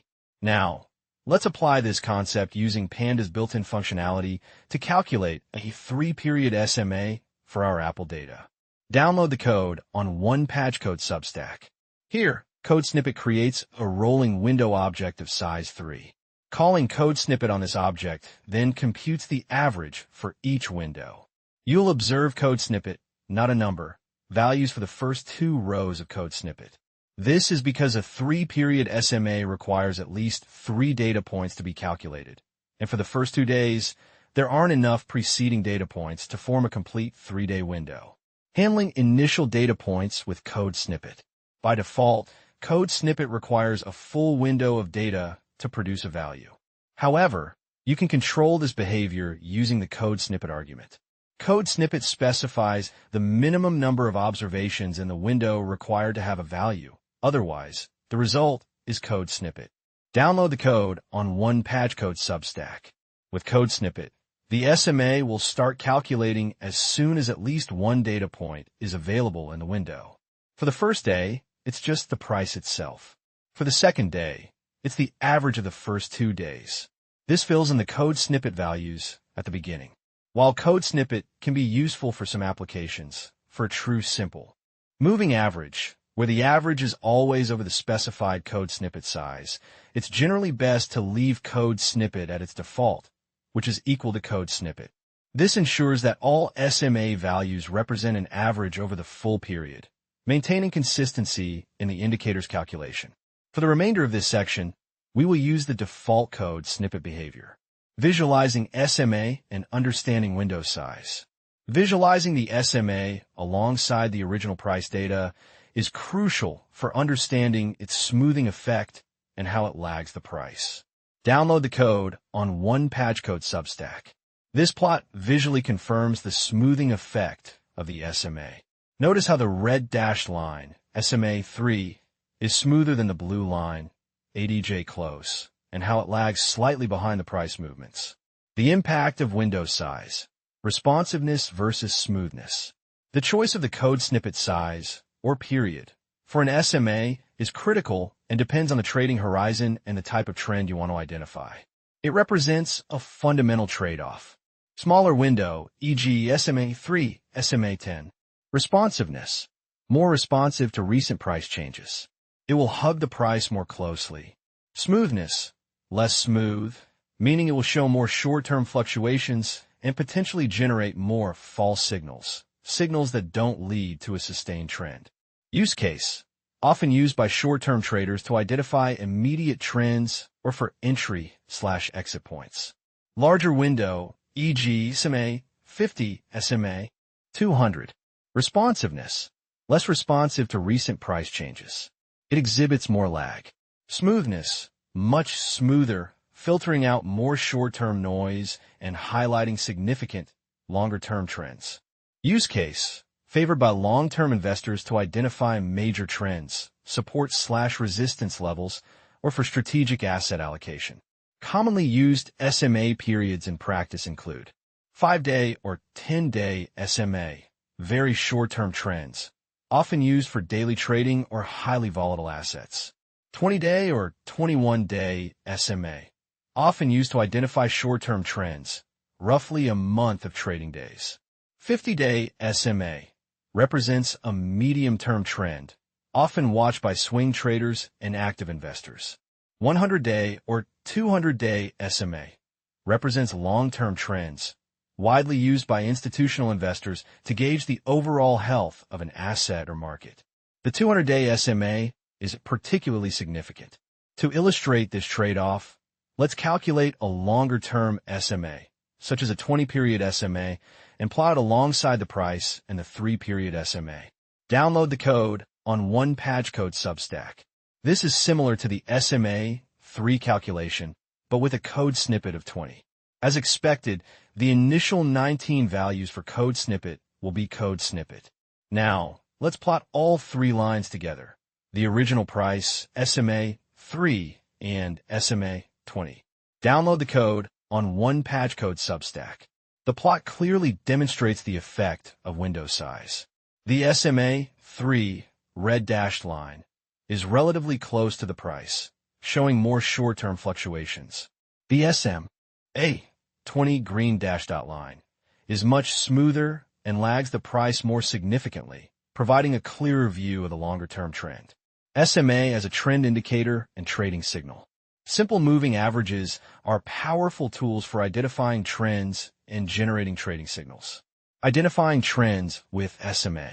The relationship between the price and its SMA, as well as the slope of the SMA itself, can provide insights into the current trend. Price above SMA generally indicates an uptrend. If the price is consistently trading above its SMA, it suggests bullish momentum. Price below SMA generally indicates a downtrend. If the price is consistently trading below its SMA, it suggests bearish momentum. Slope of SMA. A rising SMA indicates an uptrend. A falling SMA indicates a downtrend. A flat SMA suggests a consolidating or sideways market. SMA as support and resistance. Moving averages can also act as dynamic support and resistance levels. Support. In an uptrend, a rising SMA can act as a floor where prices tend to bounce off. When the price pulls back to the SMA and then reverses upwards, the SMA is acting as support. Resistance. In a downtrend, a falling SMA can act as a ceiling where prices tend to fall back from.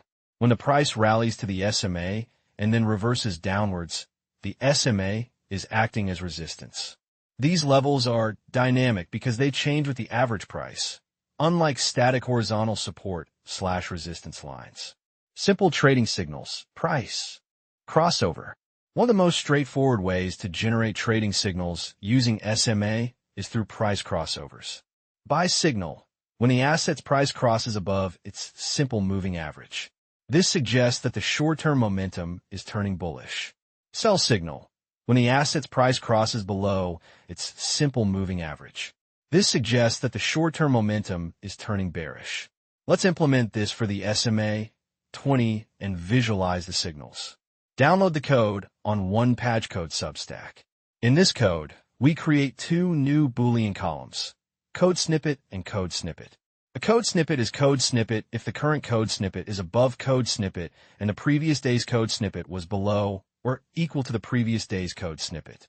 This captures the moment of the upward cross. A code snippet is code snippet if the current code snippet is below code snippet and the previous day's code snippet was above or equal to the previous day's code snippet. This captures the moment of the downward cross. Now, let's plot these signals on our price chart. Download the code on OnePageCode Substack.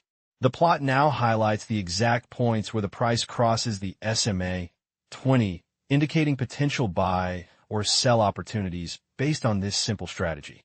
You can visually observe how these signals align with shifts in the short-term trend relative to the 20-day average. Advanced signals, golden cross and death cross. While a single SMA crossover can indicate trends, MO. Robust and widely recognized signal involves the crossover of two different SMAs, typically a shorter-term SMA and a longer-term SMA. Golden cross, bullish signal occurs when shorter-term SMA, e.g., 50-day SMA, crosses above a longer-term SMA, e.g., 200-day SMA. This is generally considered a strong bullish signal, indicating a potential long-term uptrend. Death cross, bearish signal occurs when a shorter-term SMA, e.g., 50-day SMA, crosses below a longer-term SMA, e.g., 200-day SMA. This is generally considered a strong bearish signal, indicating a potential long-term downtrend. Let's calculate SMA 50 and SMA 200 and then identify these significant crossovers. Download the code on OnePageCode Substack. Similar to the price crossover, we use the code snippet method to compare the current day's SMA relationship with the previous day's, pinpointing the exact crossover day. Note that for 2022 data, a 200-day SMA will only appear after 200 trading days, which might be late in the year or not at all, depending on the start date and market holidays. Finally, let's visualize these powerful long-term signals. Download the code on OnePageCode Substack. This visualization helps identify periods of major trend changes. For the year 2022, Apple experienced a significant downtrend, and you might observe a death cross, but potentially no golden cross, depending on the start of the year's price action and the available data for the 200-day SMA. Beyond simple moving avenue. Rages. The code snippet method in Pandas is incredibly versatile. While we focused on code snippet for SMA, you can apply many other aggregation functions to a rolling window. Code snippet, rolling sum. Code snippet, rolling standard deviation, useful for volatility. Code snippet, rolling minimum. Code snippet, rolling maximum. Code snippet, rolling median. These functions allow for the calculation of a wide array of technical indicators and statistical measures on time series data. While simple moving averages are foundational, they have a key limitation. They treat all data points within the window equally. In the next section, we will delve into exponential moving averages, EMA, which address this limitation by giving more weight to recent prices, making them more responsive to current market conditions. Delving into exponential moving averages. The simple moving average, SMA, provides a foundational understanding of smoothing price data to identify trends. However, in the fast-paced world of quantitative trading, responsiveness to recent price action is often critical. This is where the exponential moving average, EMA, becomes indispensable. Unlike the SMA, which gives equal weight to all data points within its period, the EMA assigns greater weight to more recent prices, making it more sensitive and reactive to new information. Understanding the exponential moving average, EMA. At its core, the exponential moving average is a type of weighted moving average that places a higher significance on the most recent data points. This exponentially weighted aspect means that the influence of older data points diminishes exponentially, rather than suddenly dropping off once they leave the look-back window, as is the case with SMA. Consider a scenario where a significant news event impacts a stock's price. An SMA would only begin to fully reflect this change once the new price data constitutes a substantial portion of its averaging period. An EMA, by contrast, would incorporate the new information more rapidly due to its weighting scheme, providing a quicker signal of a potential trend shift. This characteristic makes EMA particularly valuable for traders who require timely insights to make faster decisions. The EMA calculation formula and smoothing factor. The formula for calc. Yielding an EMA is recursive, meaning that the current EMA value depends on the current price and the previous EMA value. This recursive nature is precisely what gives more weight to recent prices and allows the EMA to continuously adapt without needing to store all historical data points within a fixed window. The standard EMA formula is code snippet.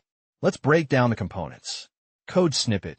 The current period's closing price or any other price point, like open, high, low, or average. Code snippet. The exponential moving average value from the previous period. For the very first EMA calculation, code snippet is typically initialized with the code snippet of the first period, or an SMA of a short period. Code snippet, smoothing factor. This is the most critical component, determining the responsiveness of the EMA. It's a value between 0 and 1. A higher code snippet value means more weight is given to the current price, making the EMA more sensitive to recent changes and thus more responsive. A lower code snippet value gives less weight to the current price, resulting in a smoother, less responsive EMA. Connecting code snippet to period end.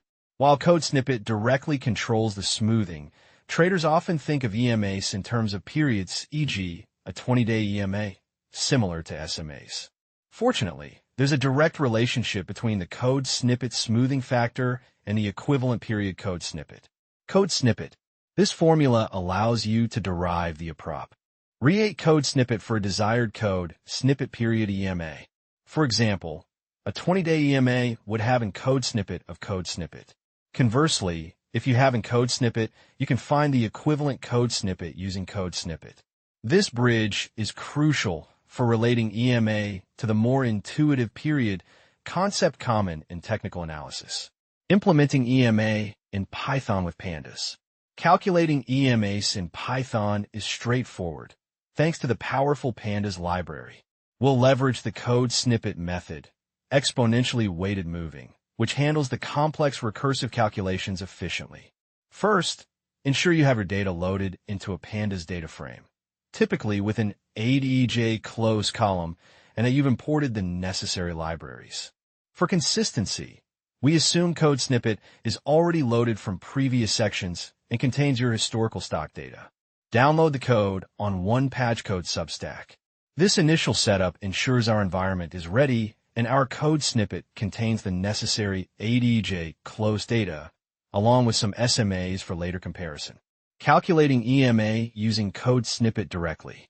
The code snippet method is highly flexible. One way to define the EMA is directly by its code snippet smoothing factor. Download the code on OnePageCode Substack. In this code, code snippet creates an code snippet object. Chaining code snippet to this object performs the actual EMA calculation. The code snippet parameter is critical for aligning with the widely accepted STA. DART EMA formula. When code snippet, the weights are applied recursively from the first data point, and the initial EMA value for the first data point is simply the price of that data point itself. If code snippet, the default, Pandas uses a slightly different weighting scheme that accounts for the warm-up period, resulting in different initial values. For consistency with most technical analysis definitions and manual calculations, code snippet is preferred. Manual verification of EMA calculation. Verifying the initial values of your calculated EMA can solidify your understanding of the formula and confirm the library's output. Let's manually calculate the second EMA value based on the formula and compare it to Panda's result. Download the code on OnePatchCode Substack. As you can see, the manually calculated EMA for the second day perfectly matches the value computed by Pandas, confirming that code snippet indeed follows the standard recursive EMA formula starting from the first data point. This also highlights a key difference from SMA. EMA typically does not produce code snippet values at the beginning of the series, as it can start calculating from the very first data point. Alternative EMA definitions. Code snippet and code snippet. While code snippet is the direct smoothing factor, code snippet also allows you to specify the EMA's decay using code snippet or code snippet, center of mass, parameters, which are often more intuitive as they directly relate to the code snippet period concept. Code snippet. If code snippet, then code snippet. This is the most common way to relate EMA to a period. Code snippet. Center of mass, if code snippet, then code snippet. This means code snippet. Let's demonstrate how to calculate code snippet from a given period code snippet, and then use the code snippet parameter. Download the code on OnePatchCode Substack. This code explicitly shows how code snippet is derived. Now, let's use the code snippet parameter directly to achieve the same result, which is often more convenient. Download the code on OnePatchCode Substack. Using code snippet is often preferred when you conceptualize your EMA in terms of periods, as it directly mirrors the SMA's code snippet parameter. Both code snippet and code snippet, or code snippet, ultimately control the same underlying exponential decay, just from different starting points. Comparing multiple EMAs and SMAs. To truly appreciate the characteristics of EMA, it's essential to compare it visually with the raw price data and different types of moving averages. This will highlight EMA's responsiveness and smoothing properties. Let's calculate another EMA with a much higher code snippet, meaning a shorter, more responsive period, and ensure we have a short SMA for direct comparison. Download the code on OnePatchCode Substack. Now we have several moving averages. Code snippet, a very short, simple moving average. Code snippet, a common longer-term, simple moving average. Age. Code snippet, or code snippet of very short, highly responsive exponential moving average. Code snippet, or code snippet, a moderately responsive exponential moving average. Code snippet, or code snippet, an EMA corresponding to a 20-day period. Let's plot them all together. Download the code on OnePatchCode Substack. Upon viewing the plot, several key observations should stand out. Responsiveness. EMAs, especially those with higher code snippet values, shorter periods, track the price much more closely than SMAs of similar periods. Notice how code snippet, approximate 3-day EMA, hugs the price more tightly than code snippet. Lag. SMAs exhibit more lag because they give equal weight to older data. When the price changes direction, the SMA is slower to react. EMAs, due to their weighting scheme, adjust more quickly, reducing this lag. Code snippet will typically follow the price more closely than code snippet. Smoothing. While more responsive, EMAs still provide a degree of smoothing, filtering out some of the daily price noise. The longer the EMA period, smaller code snippet, the smoother the line. Initial values. Notice that EMA lines start immediately from the first data point, unlike SMAs, which have code snippet values for the initial periods until enough data points are accumulated for their window. This is because EMA's recursive formula allows it to begin calculation from the very first price. Practical considerations and best practices. Choosing the rig.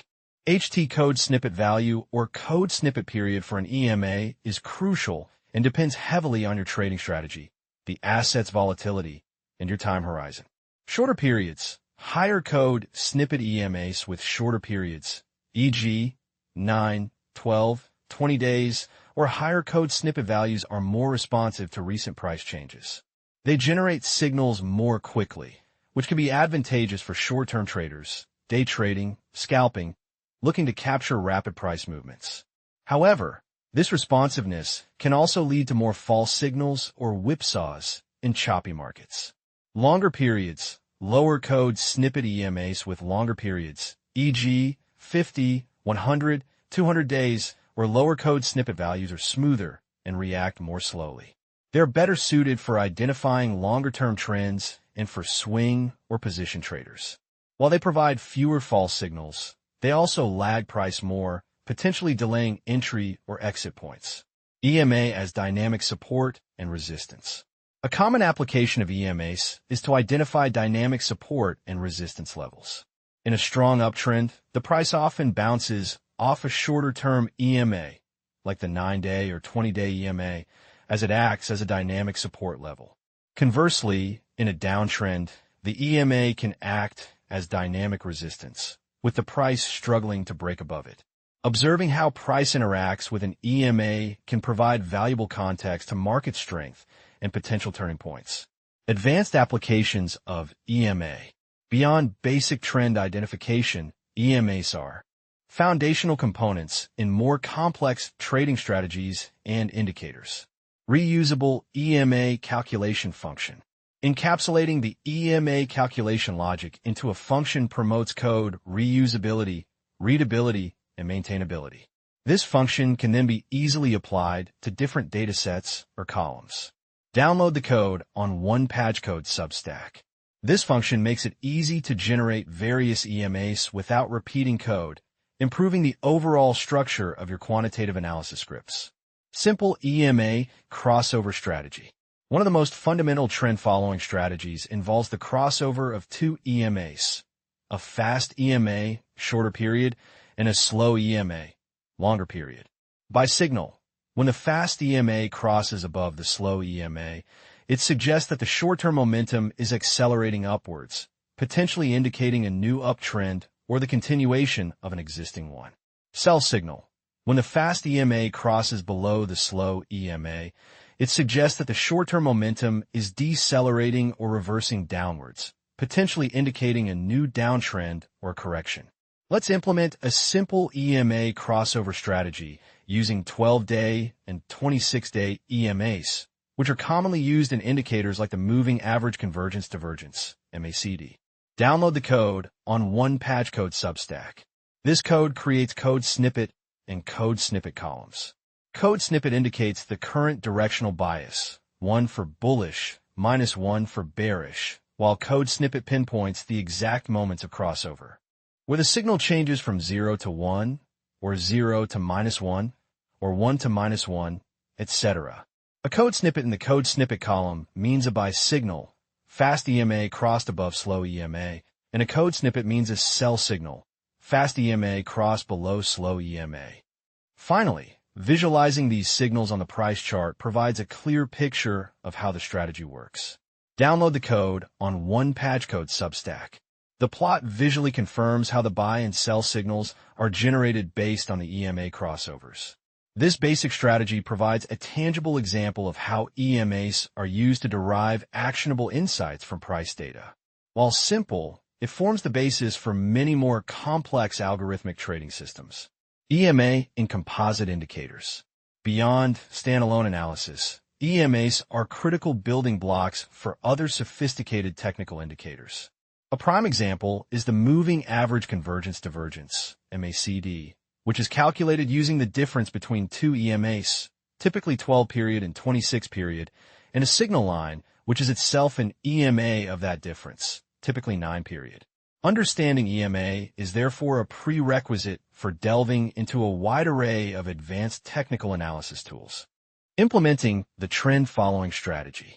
Developing a quantitative trading strategy moves us from theoretical understanding to practical application. This section focuses on implementing a foundational trend-following strategy using moving average crossovers. We will build upon the moving average concepts from previous sections, generate trading signals, calculate strategy performance, and compare it against a simple buy-and-hold benchmark. Crucially, we will also address common pitfalls like look-ahead bias and discuss the limitations of simplified backtesting. 1. Initial data inspection. Before we dive into strategy logic, it's good practice to inspect our data frame to ensure the data is in the expected format and that all necessary columns, like our previously calculated simple moving averages, are present. This step helps confirm data types and identify any missing values early on. Assume we have a data frame named code snippet or code snippet as per professor's analysis. Let's use code snippet for consistency that contains historical stock prices and the calculated short-term and long-term SMAs. Download the code on OnePageCode Substack.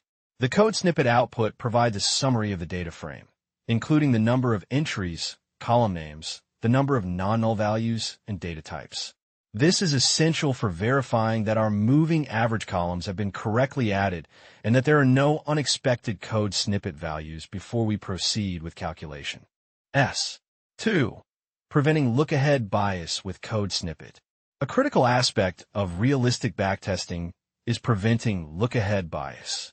Look-ahead bias occurs when your trading strategy uses information that would not have been available at the time a decision was made.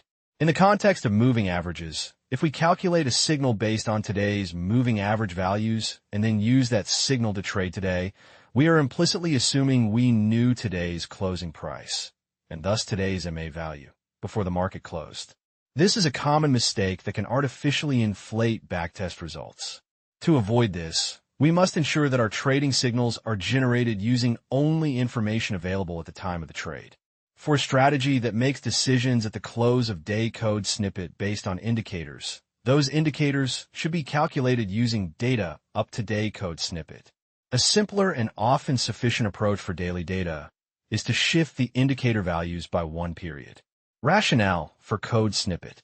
When we calculate a moving average for a given day, say code snippet, it uses data up to and including the closing price of day code snippet.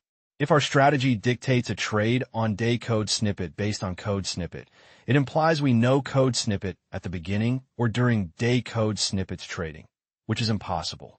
By shifting the moving average series by one day using code snippet, we ensure that code snippet, the value at index code snippet after shifting, actually contains. Code snippet, the moving average calculated up to the close of the previous day. Consider this simplified illustration. Day close price actual SMA based on current day. Shifted SMA used for next day's decision. Signal for next day.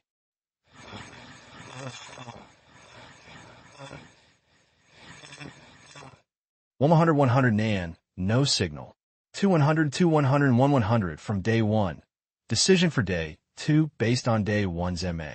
3 100 and 1 100 and 1 101 from day 2. Decision for day 3 based on day 2's MA.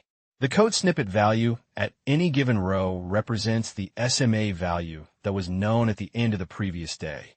This is the information we are allowed to use to make a decision for the current day. Download the code on OnePageCode Substack. After this step, the first few rows of code snippet and code snippet will contain code snippet values because there was no prior data to shift from. These code snippet values will be handled when we clean the data later. 3. Generating trading signals, the crossover logic. A two-moving average crossover strategy is a classic trend-following approach. The core idea is simple. Long signal. When the faster, short-term, moving average crosses above the slower, long-term, moving average, it's considered a bullish signal, indicating an upward trend is forming. We'll go long by short signal. When the faster moving average crosses below the slower moving average, it's considered a bearish signal, indicating a downward trend is forming. We will go short, sell, or short sell. Neutral/hold. If no clear crossover has occurred, or if the position remains unchanged, we maintain a neutral or hold position. We will represent these signals numerically. Code snippet, go long, buy and hold asset. Code snippet, go short, short sell the asset. Code snippet, neutral/hold, no clear signal or initial state. We use code snippet for vectorized conditional logic, which is significantly more efficient than iterating through rows in a loop. Download the code on OnePatchCode Substack. It's important to note that the code snippet column represents our desired position, long, short, or neutral, at the end of each day based on the previous day's information. Cleaning data and analyzing signal distribution. After generating signals, we will have code snippet values at the beginning of the data frame due to the code snippet window and code snippet operations. It's crucial to remove these rows to ensure our calculations are based on valid data. Download the code on OnePatchCode Substack. The code snippet method shows how frequently each signal, 1, -1, 0, appears in our dataset. This gives us a quick overview of how often the strategy suggests being long, short, or neutral. A significant number of code snippet values might indicate that the moving averages rarely cross, or that the initial code snippets before the first valid signal are still present if code snippet wasn't perfectly aligned with the signal generation. In a robust strategy, we would typically define code snippet to mean hold current position rather than neutral if the intent is to always be in a position, long or short.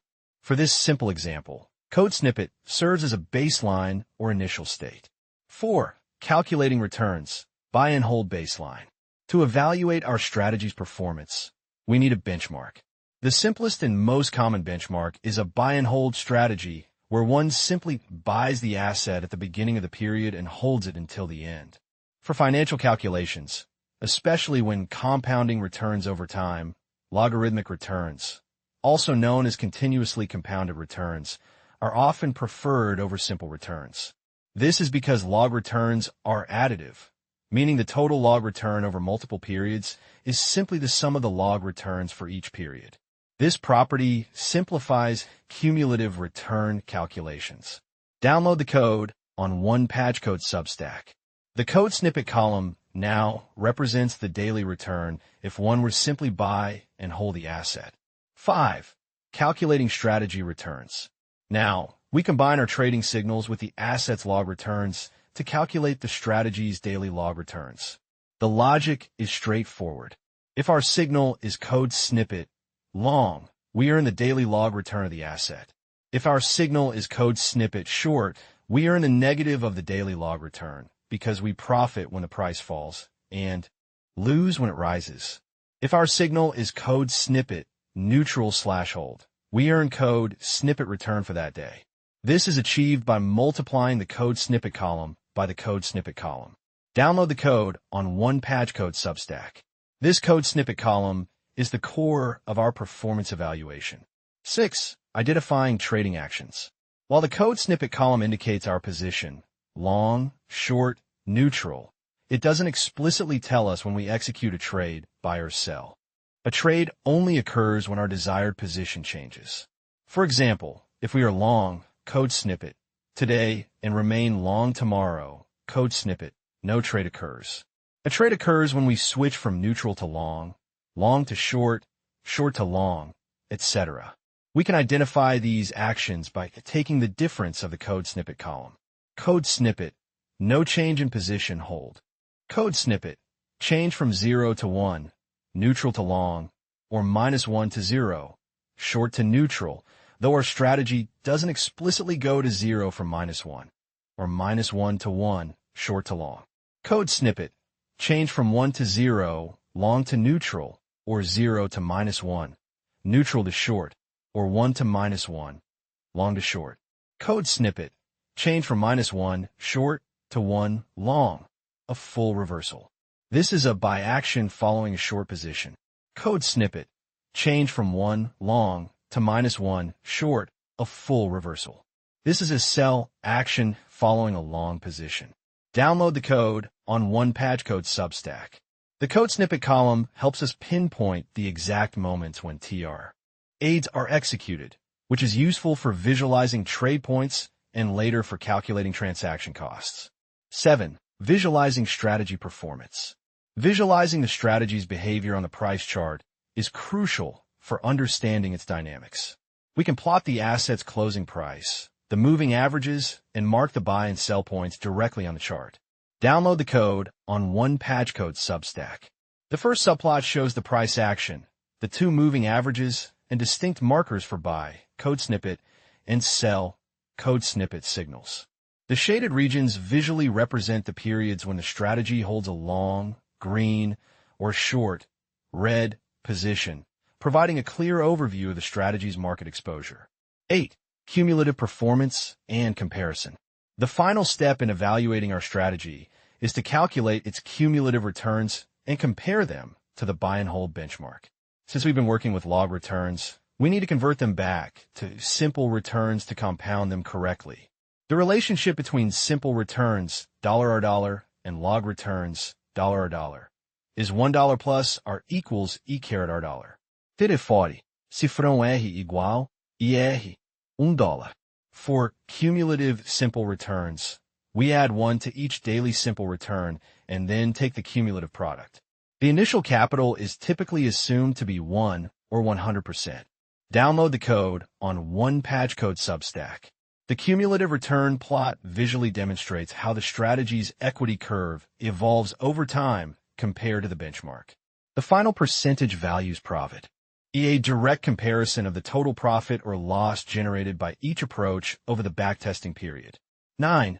Advanced performance metrics. While terminal return is a key metric, a comprehensive evaluation of a trading strategy requires more. Metrics like Sharpe ratio, maximum drawdown, number of trades, and win rate provide deeper insights into a strategy's risk-adjusted performance, capital preservation, and trading efficiency. Download the code on OnePageCode Substack. 10. Limitations and real-world considerations.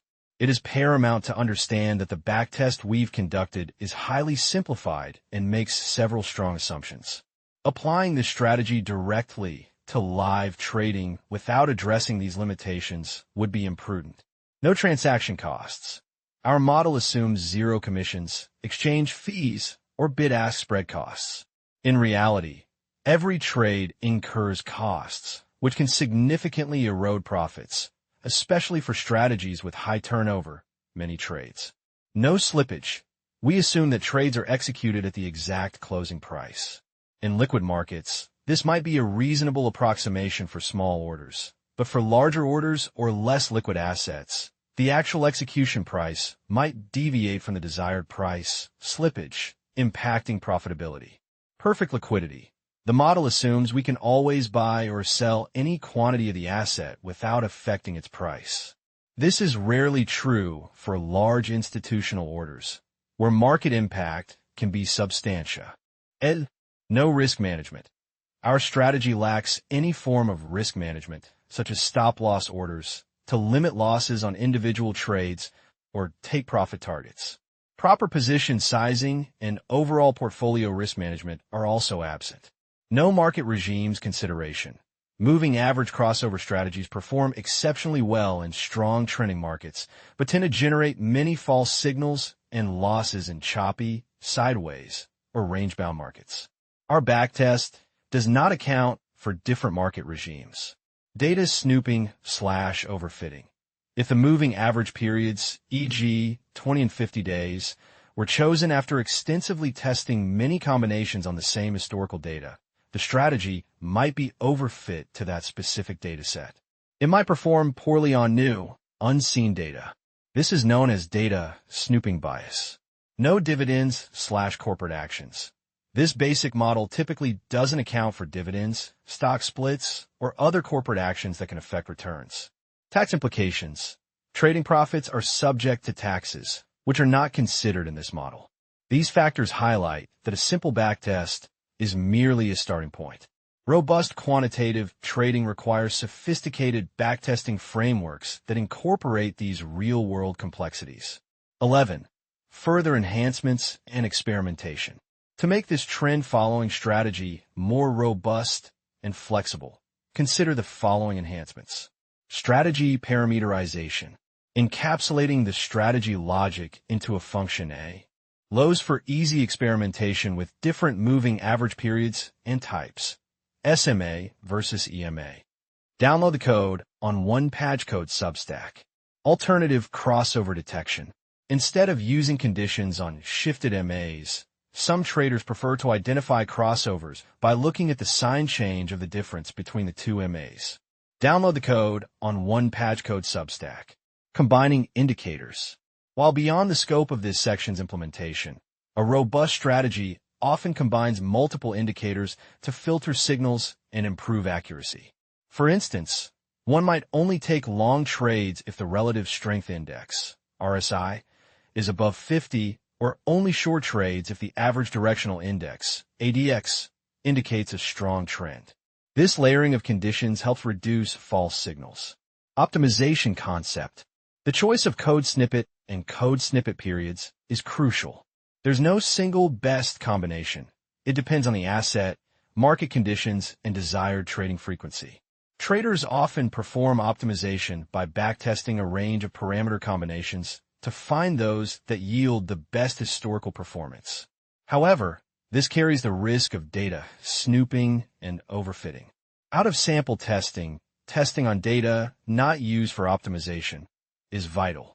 By understanding these fundamentals and considering these enhancements, you can build increasingly sophisticated and realistic quantitative trading strategies.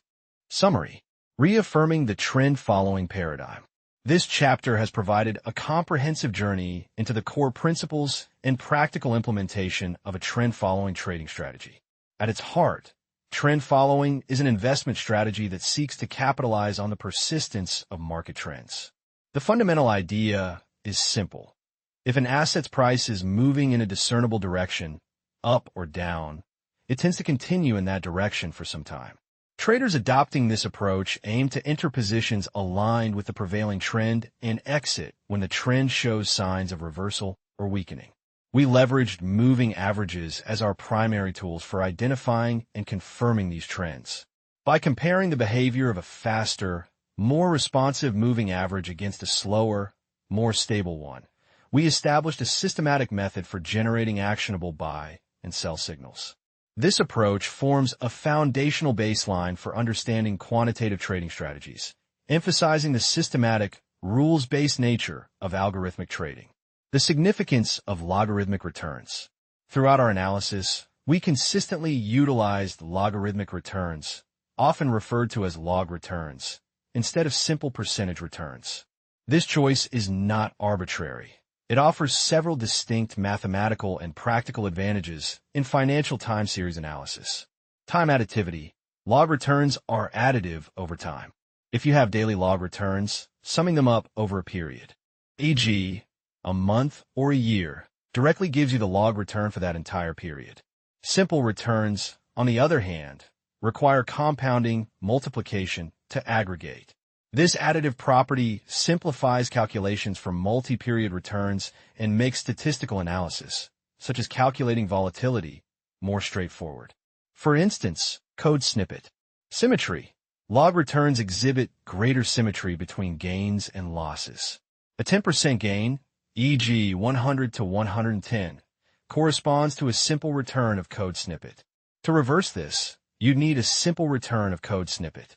In contrast, the log return from 100 to 110 is code snippet.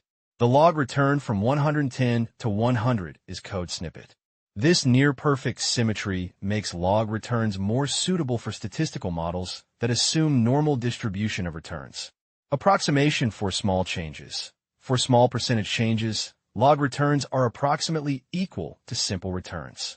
For example, code snippet when code snippet is small. This allows for intuitive interpretation while retaining the mathematical benefits. Relationship to continuous compounding. Log returns are inherently tied to continuous compounding, a common assumption in many financial models. When you calculate code snippet, you are effectively calculating the continuously compounded return. In implementation, Log returns are typically computed using the natural logarithm function, often for number py. Download the code on one patch code Substack. Alternatively, if you have simple percentage changes, download the code on one patch code Substack. Both methods yield the same result and are fundamental for robust financial analysis. Moving averages, SMA versus EMA. We explored two primary types of moving averages: the simple moving average, SMA, and the exponential moving average, EMA.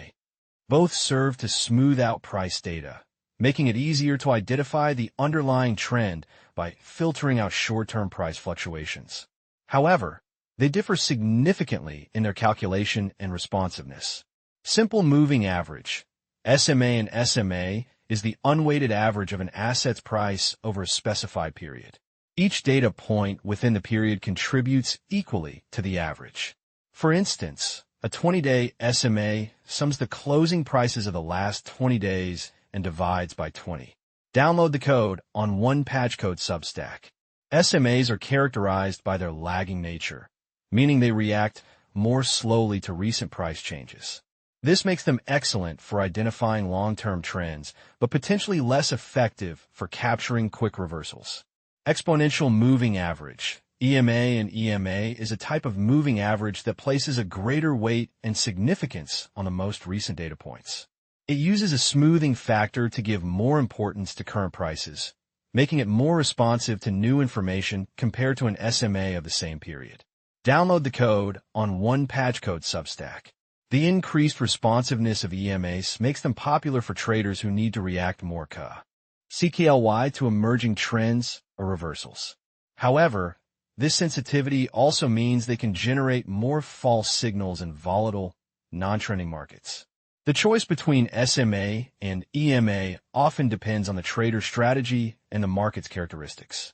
For long-term trend following, the stability of SMAs might be preferred, while for more agile strategies, EMAs offer a quicker signal. Crafting trading signals from crossovers. The core of our trend-following strategy was the generation of trading signals based on moving average crossovers. This technique involves using two moving averages of different lengths, a fast moving average, shorter period, and a slow moving average, longer period. The logic for generating signals is as follows. Buy signal. A buy signal is generated when the fast moving average crosses above the slow moving average. This typically indicates that recent prices are rising faster than the long-term average, suggesting an emerging uptrend. Sell signal. A sell signal is generated when the fast-moving average crosses below the slow-moving average. This suggests that recent prices are falling faster than the long-term average, indicating a potential downtrend or reversal. These signals are then translated into positions. A code snippet for a long, buy position, a code snippet for a short, sell, position, and code snippet for no position or holding cash.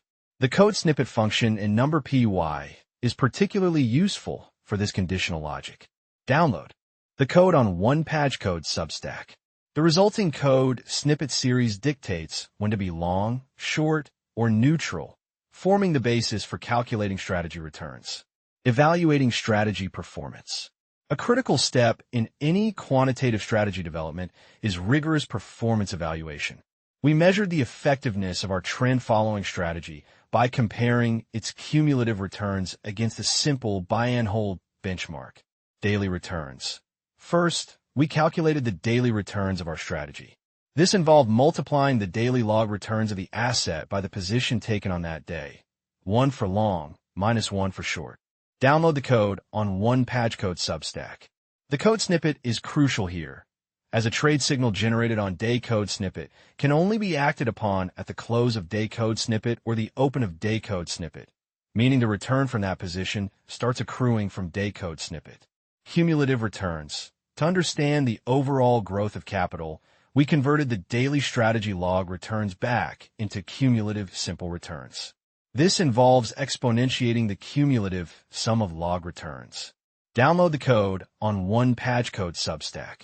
Similarly, the buy and hold cumulative return was calculated from the asset's own log returns. Comparison.